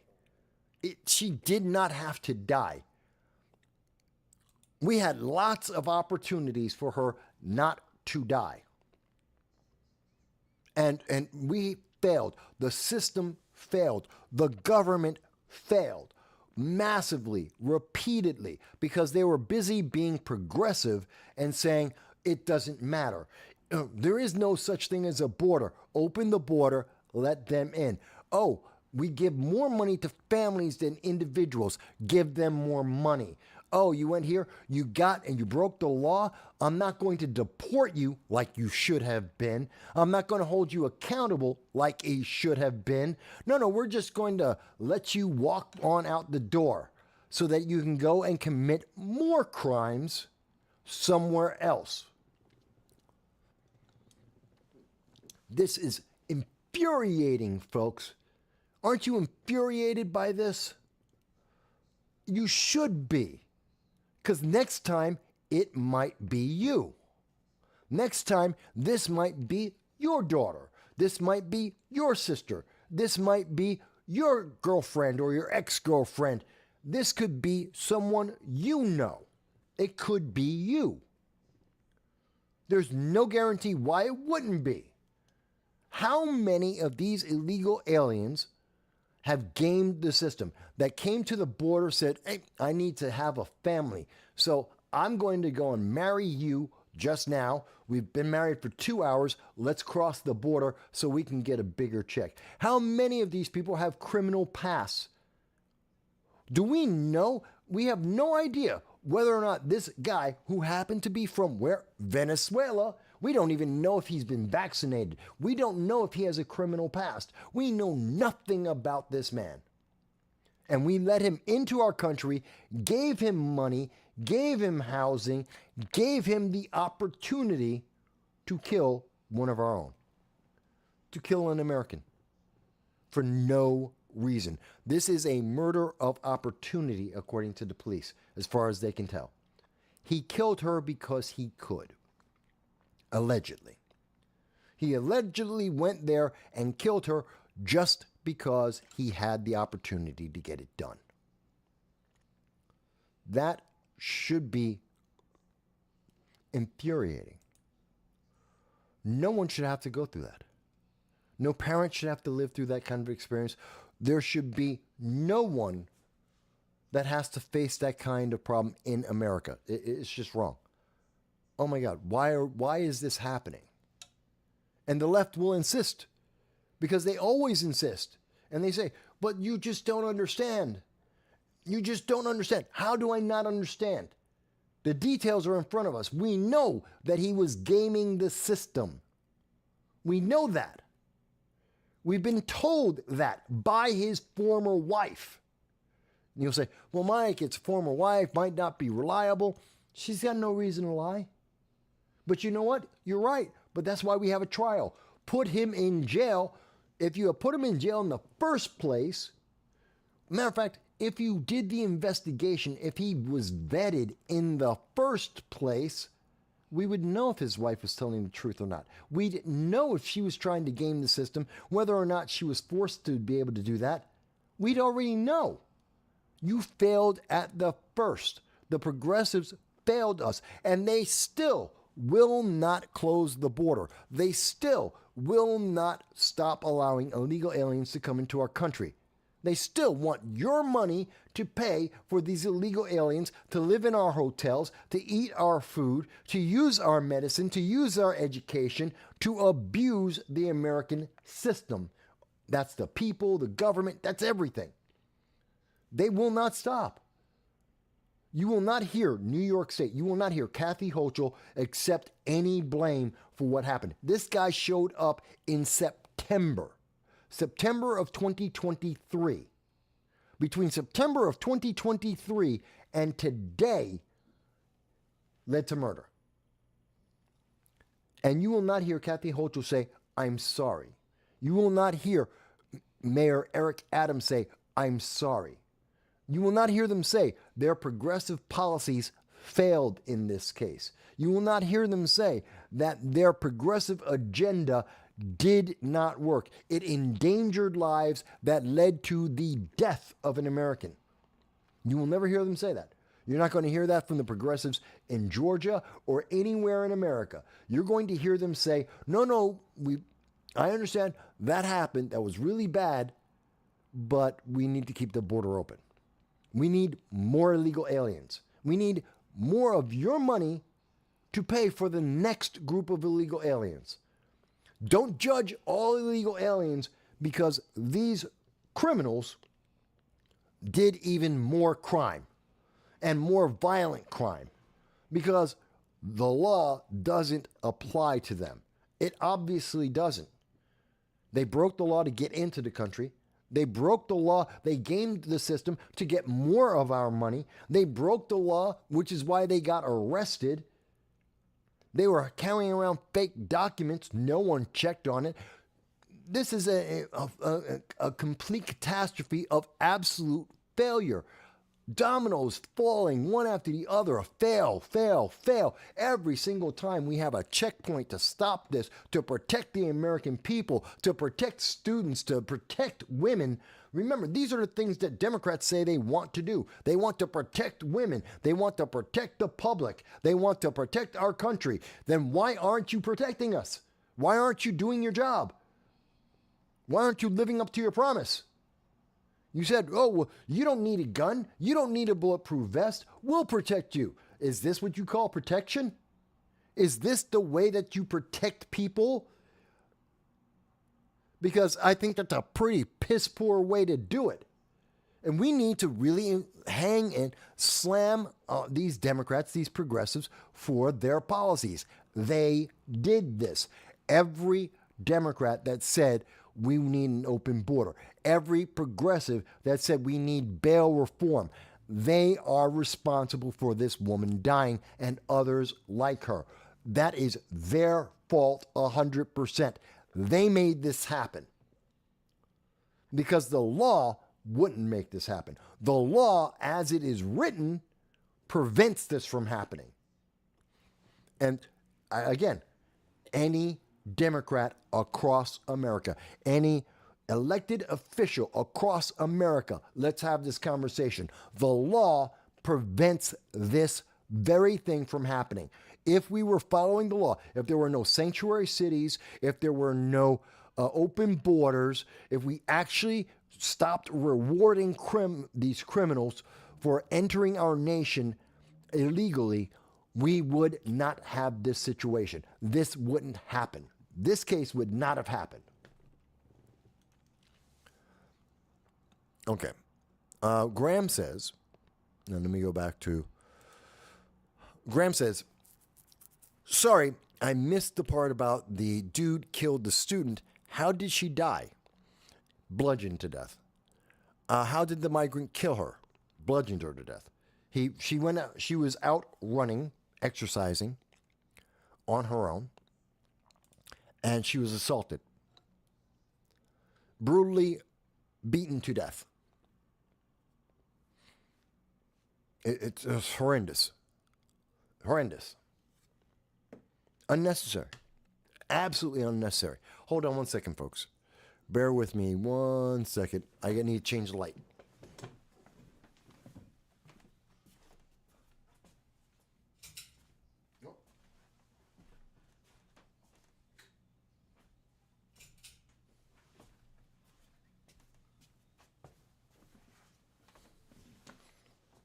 Oh, that's not working.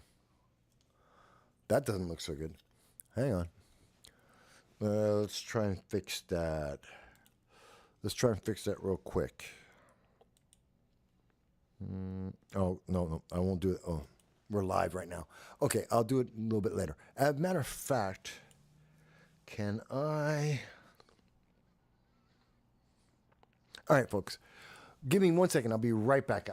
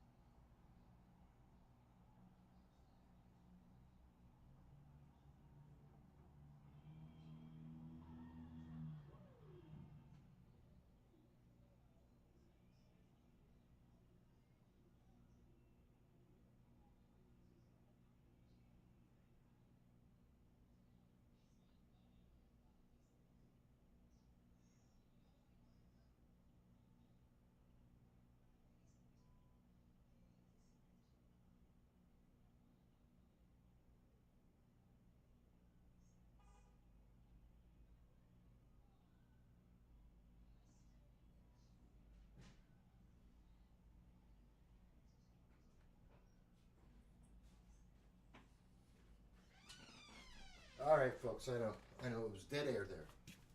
I know. Dead air is bad. Dead air is always bad. I apologize for the dead air there. Sorry, it happens. And again, rebuilding the system here in the studio, so I didn't have a break real quick. So I think this is unacceptable. And I don't understand, why is it that we are expected even for those of us who aren't progressives, for those of us who aren't Democrats, for the Democrats that don't believe in bail reform, that don't believe in open borders, because there are Democrats that don't believe in bail reform and open borders.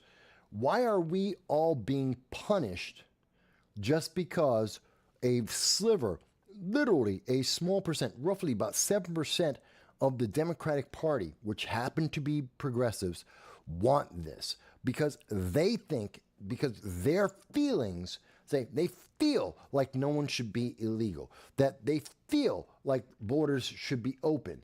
And we have evidence from country after country after country around the world. Everywhere that has done this stupid idea of open borders has had the same results of violence and infrastructure being depleted and disrespect to these nations every single time. People abuse the system. We've seen it in Italy. We've seen it in Sweden, in Norway, in Switzerland, everywhere that it has been done. We see that in the United Kingdom. We see it in Canada. Country after country after country. The story doesn't change. We've seen it here in the United States over and over and over again. Remember, it was, 2 years ago? The guy in Texas, he went and killed a family of 5, including a toddler, because the baby was crying. Do you remember that? He was an illegal alien in Texas. Killed the entire family because the baby was crying. Same thing like this. A criminal had been arrested, released, open border, and killed people. Because we're not vetting these people. Because we're letting the worst of the worst in along with the best of the best. And we don't have to. Because we're not obligated to take the criminals from other parts of the world. We're not obligated to take the dregs of humanity. We're not obligated to let someone abuse our generosity and opportunity. We're just not. Let's see. What do we got here? I know the lighting's bad. I'll deal with it. So Graham says, do we know the motive? It was an attack. According to the police at this moment, it was a murder of opportunity. He could do it, so he did it. That's what the police are saying so far. That he just randomly decided, I wanted to kill that girl, and I can. So he did. That's why he did it. And Graham goes on to say, why did he bludgeon her to death? Because he's a sick individual. That's why. Because he's evil. And he should never have been in America. That's it. We don't have deep motives. I understand. Often people want to say, well, there has to be a reason. There has to be something that happened. There has to be a cause. Bad people do bad things. Evil people do evil things. Period. Full stop. Nothing else. Evil people don't need a reason to be evil. They just are. And bad people don't need a reason to do bad things. They do. Why? Because they make money, because they have the opportunity, because they don't think they will be held accountable. That's a big part of it. I think that's a massive part of it. If you show people that there is no consequence to what they do, then they will do some crazy things. We've seen that. There have been studies on that. If there's no consequence, then what's to hold you back? And people don't hold back. And what have we shown this guy, Jose Ibarra? What did we show illegal aliens? Oh, there's no penalty for entering the United States. In fact, there's a reward. You get to go from crossing the border, a big desert, and you get to go into a major American city where some of the highest quality of life is available to you, even if you're homeless. Our homeless in New York live better than many people around the world. That's a fact. That's literally a fact, that being homeless on the streets in New York City or in LA or in Chicago or in Denver or in Austin is better than living in many countries around the world. That's how good it is here. So they're getting an upgrade, whether they're homeless or not, and they're not homeless. They're getting, not only did they get the joy of being able to go to one of the major cities with an upgrade in the quality of life, but they get to go to hotels, live in a 3 or 4-star hotel, stay in a shelter. They are getting money for food every single day. They have someone cleaning up after them and taking care of them, checking them medically sometimes, and making sure their kids get education, their kids have clothing. They're being taken care of hand and foot. You would think I'm talking about a noble. Think about it. This is like the Middle Ages. A noble comes visiting into your court, and you have to give them food and have a feast, give them a wonderful room, you provide them some of the best clothing, you take care of them while that guest is there in your castle. That's what we're doing. Except this starts with they broke the law.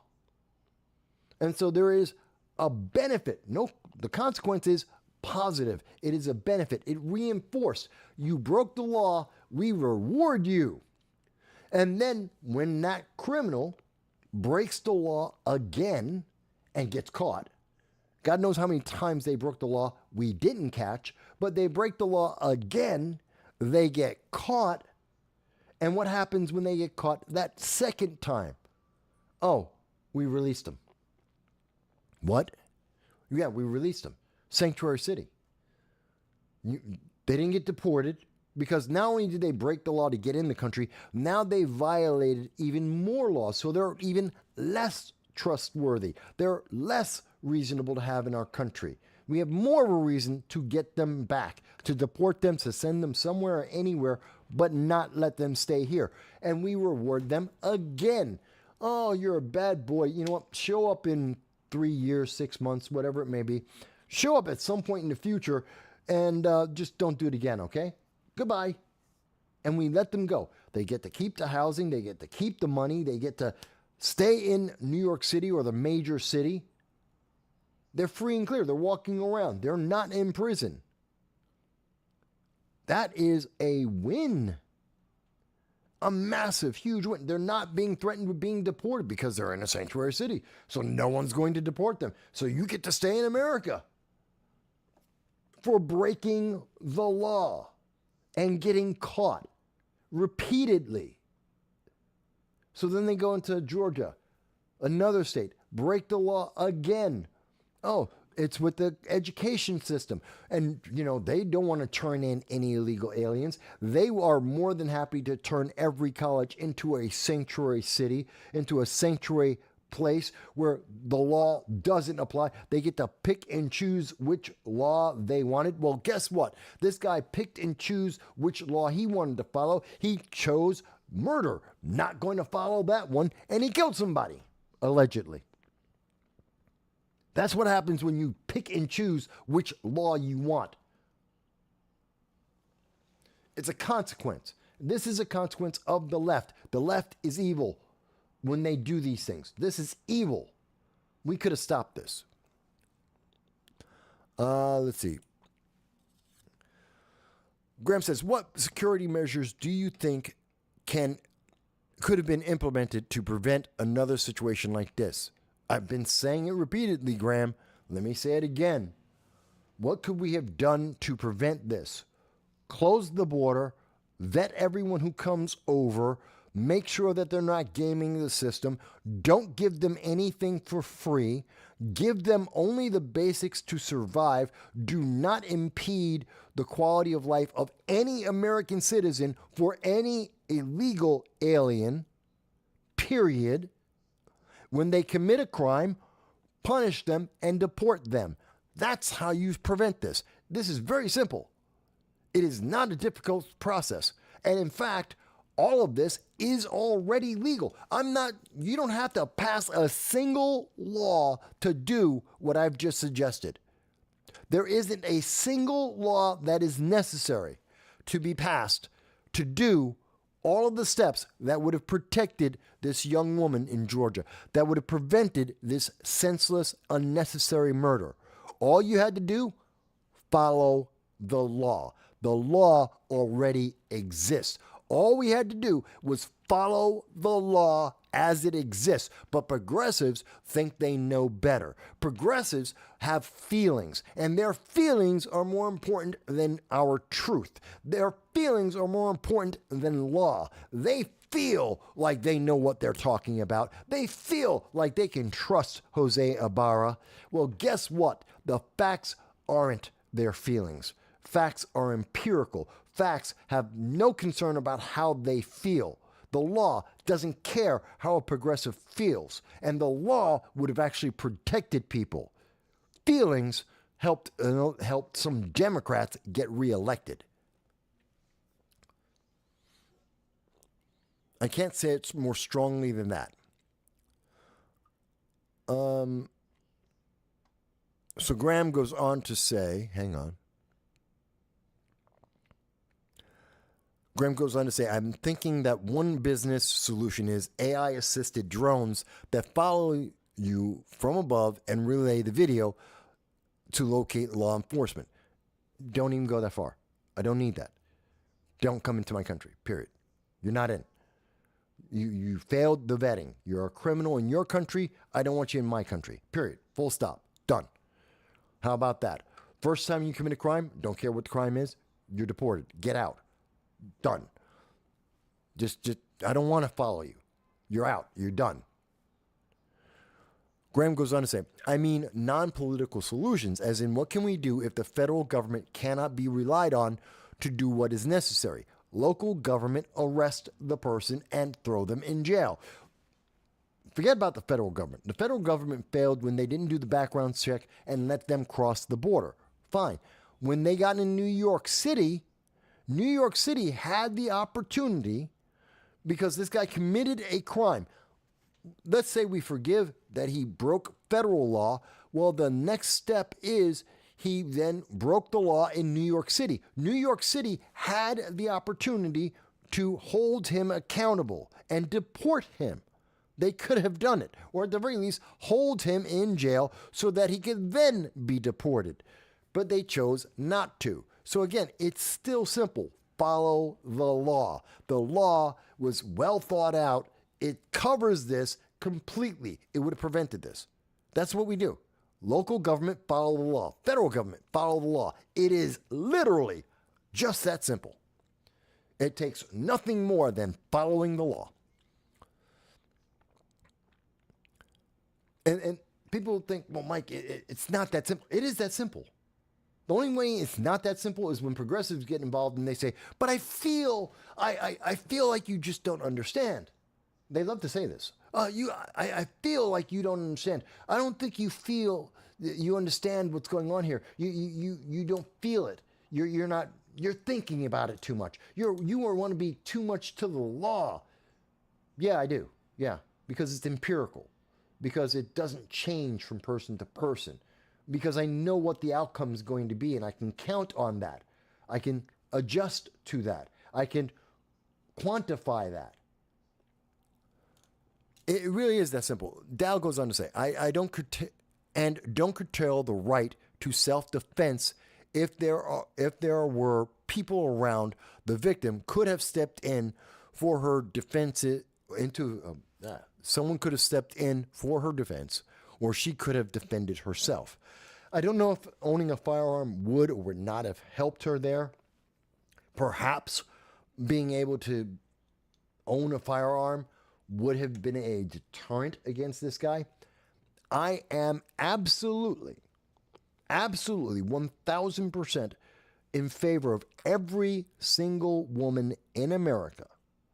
To graduate high school, you must take a course on handling a firearm. Every woman in America should be trained to be able to use a handgun. That doesn't mean you have to own a handgun, doesn't mean you have to go out and buy one, but every woman must be trained to be able to fire and to reload a handgun.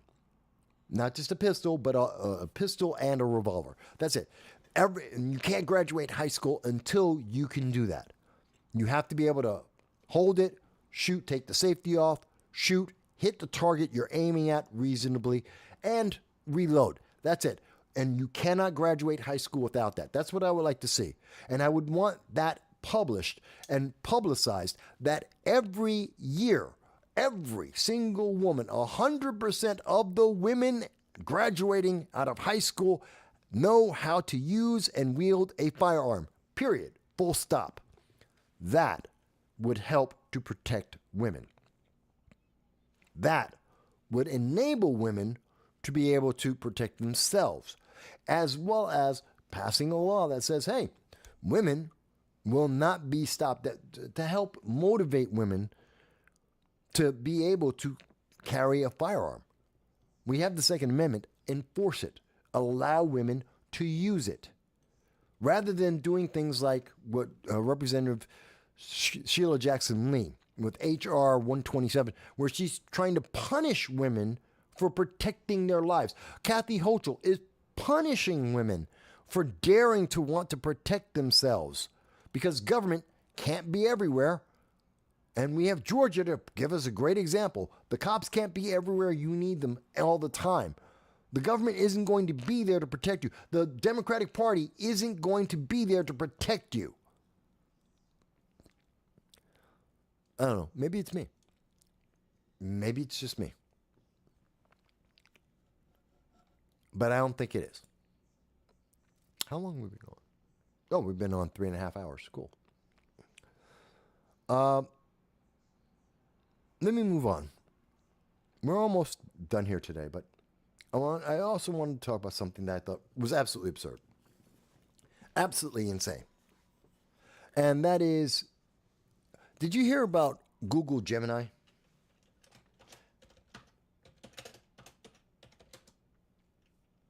Nope. Typing in the wrong thing.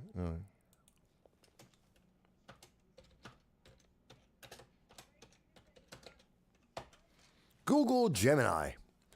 You may have heard about this earlier this week. Google Gemini was a program. It's an AI, which was created by Google. Well, I think I said that already. Yeah. Created by Google. And its job is, regular AI. Does the regular AI thing. Cool. Earlier this week, we found out that Gemini thinks that Genghis Khan conquered all of Europe, went all the way over, captured everything, conquered everything all the way to Norway, decided to retire, get off his horse, build boats, and become a Viking. Because according to Gemini, Google Gemini AI, then everyone in Europe isn't white. There are no white people in Europe. Everyone's either African, or they're native Indian, they're Hispanic, or they're Asian. But they're definitely, absolutely, nobody's white. Isaac Newton isn't white. Polish people aren't white. And everyone is anything but white. That's Google's Gemini, because it hates white people, because it was taught and programmed to hate white people. And that's kind of sad. That's really sad, because that's racist. Anything that would denigrate an entire group of people simply on the basis of the color of their skin, that's racism. And you can substitute whatever group you want. Put any group of people in there, and if you're discriminating simply because of the color of their skin, that's racism. That includes white people. So yes, you can discriminate against white people. It can be done. Racism isn't defined by everyone except white people. That's just stupid. And that's very American, a very American-centric view of the world. Because guess what? You go and ask people about China and Japan and Korea, they all hate each other.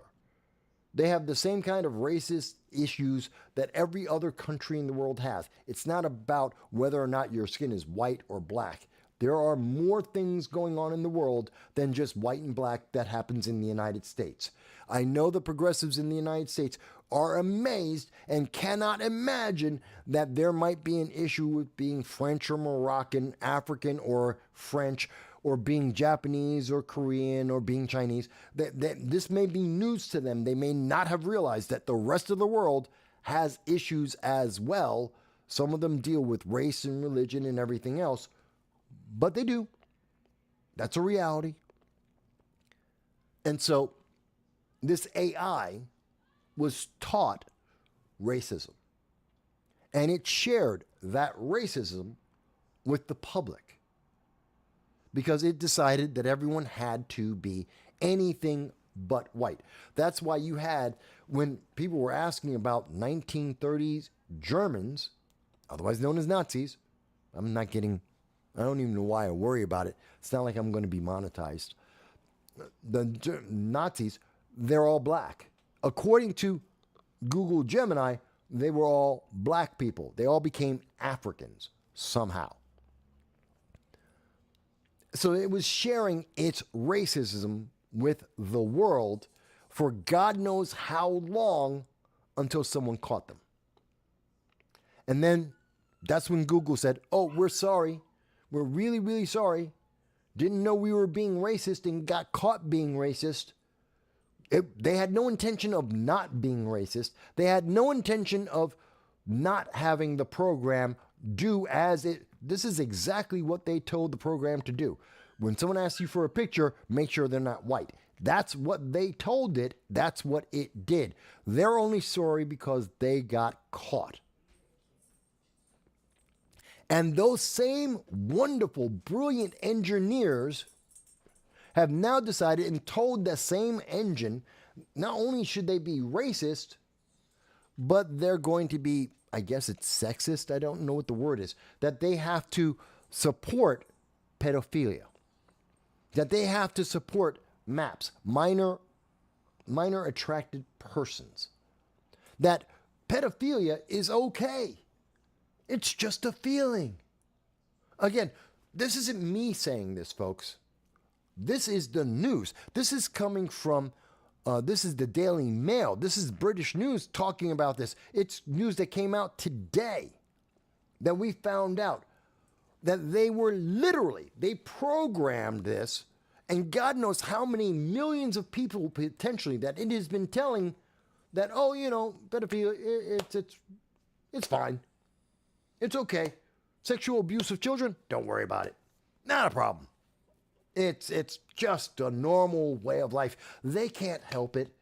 They just happen to want to sexually abuse children. Don't feel bad about it.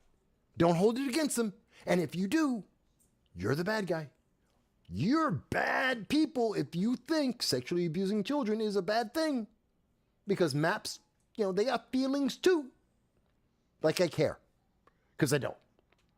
I could care less about the feelings of a MAP. I have zero concern about the feelings of a pedophile. I don't care if their feelings are hurt. They have their feelings, and God help us, they can keep their feelings. I don't want them. But this is what they taught. Google taught this. And I want you to think about that. Google said white people are so evil, so bad, that they removed them, wiped them off of the face of their electronic map. And they followed that up with, hey, by the way, if you like to sexually assault children, you're a good person. You should feel good about it. No one should pick on you for that. I'm sorry, this doesn't make any sense. This aggravates me. I go from literally supporting criminals breaking the law that leads to the death of a woman to now we have computer systems that are trying to eliminate entire races of people while at the same time promoting assault against children, the most defenseless people on the face of the earth. What is wrong with this world? What is wrong with the people at Google? I know what I know the answer to that. They're woke. They are progressive. They are following a progressive ideology that says, no, you can't be upset. It's all right. Because everything under the sun, the rainbow has many, many, many, many colors, and one of them happen to be maps. And you have to respect that map. You have to respect that flag. You have to. You don't have a choice because someone had a feeling, and their feeling matters more than anything else. Why? I don't know. Whose feeling? I don't care. Who gave them that right? Who gave them that priority? Someone I've never heard of and never will see. No one told me there was a vote because I missed it. Sorry, I'm not going to prioritize maps. I'm not going to prioritize pedophiles. And I don't want to see computer programs that are promoting pedophiles to everyone in the world while it's also trying to eliminate entire races of people from history, from existence. This isn't right. What is wrong with these people? And these are people who went to Harvard, MIT, they went to Cornell University, Binghamton University. They went to these schools, spent hundreds of thousands of dollars, of which they borrowed from us, and now they want me to pay that. I don't know any of these people, but they want me and my taxes to pay for their hundreds of thousands of dollars so they could learn how to have the same feeling and share feelings with pedophiles and tell white people that they're just evil and need to be eliminated from the face of the earth, starting electronically. I'm sorry, I have problems with this, people, and you should too. Even if you're a black supremacist, you should have a problem with this. You could be the biggest racist bigot in the universe, and you should be having problems with, one, erasing people from existence, including historically, just wiping them out, and two, supporting pedophiles. I'm sorry, I don't care how screwed up you are, you should be upset about this. This is why these people have a very short shelf life when they get into prisons. Very short. Because everyone agrees, no, absolutely no. I know, I hear my puppy, and he's doing about right. So he's a little upset today. Graham says he hasn't heard of Google Gemini. Well, you're not going to hear much about it now. They're fixing it as we speak. They're trying to hide this from you so that you never realize how they're trying to hide this from you so that you don't realize how they are trying to fortify not just the 2024 election, but your life behind your back. You're not supposed to hear about this. They don't want you to realize, oops, we got caught.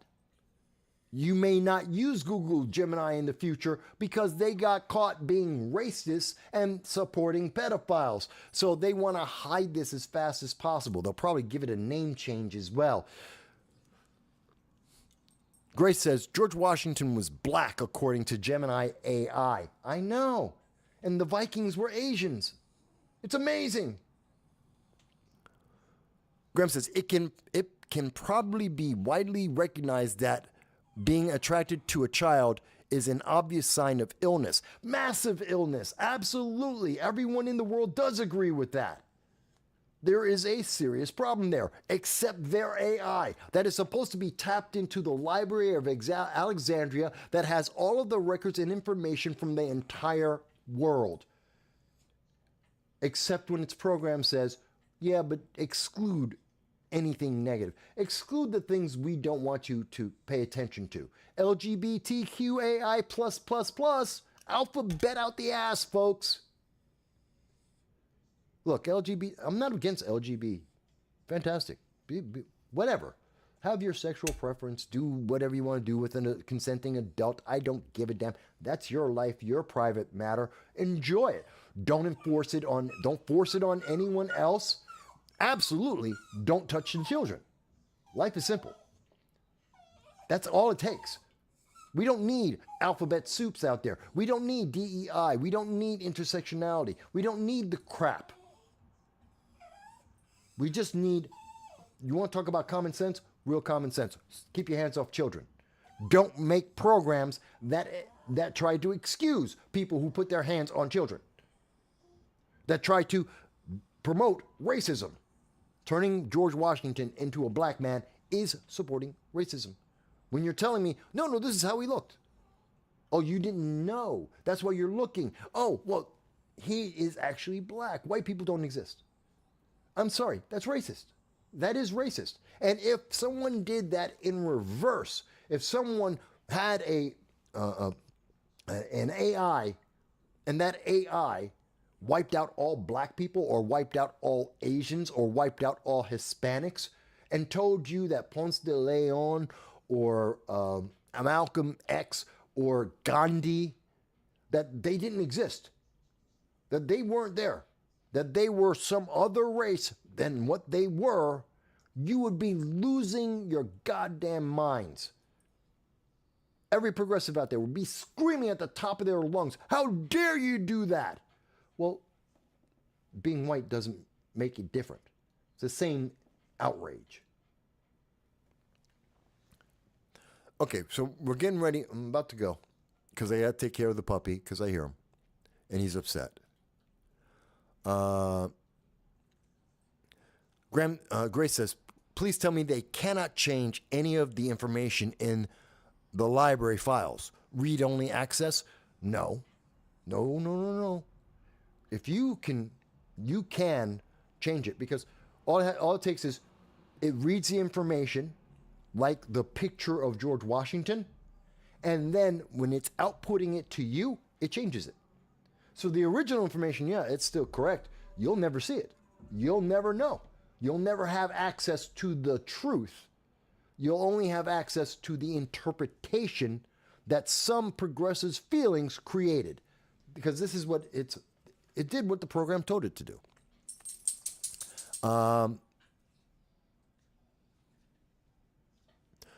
Grace says, that means there's no white slave owners, so no need for reparations. You're funny, Grace. That's cute. Okay, so I'm going to go. Puppy's losing his mind. We've been on for about 3 hours and 45 minutes. We know that we can call in now in the future. I know I got to work on my lighting a little bit. Folks, you're going to be okay. There he is. Look at him. Come on. He's the cutest thing. He's the cutest thing, isn't he? There he is. There he is. Ah, ha, ha, ha, ha, ha, ha. Okay. I got to take care of that guy. 13 years old, a lot of energy. Got to take care of him. Okay. Like, share, subscribe, support me on Patreon. It's $1.50. God knows you spent more than that watching the Marvels. You spent more than that on your subscription with Disney Plus. $1.50. You know, that's the cream in your sugar. Cream in your coffee. That's all it costs. Folks, I thank you. I want you to be well.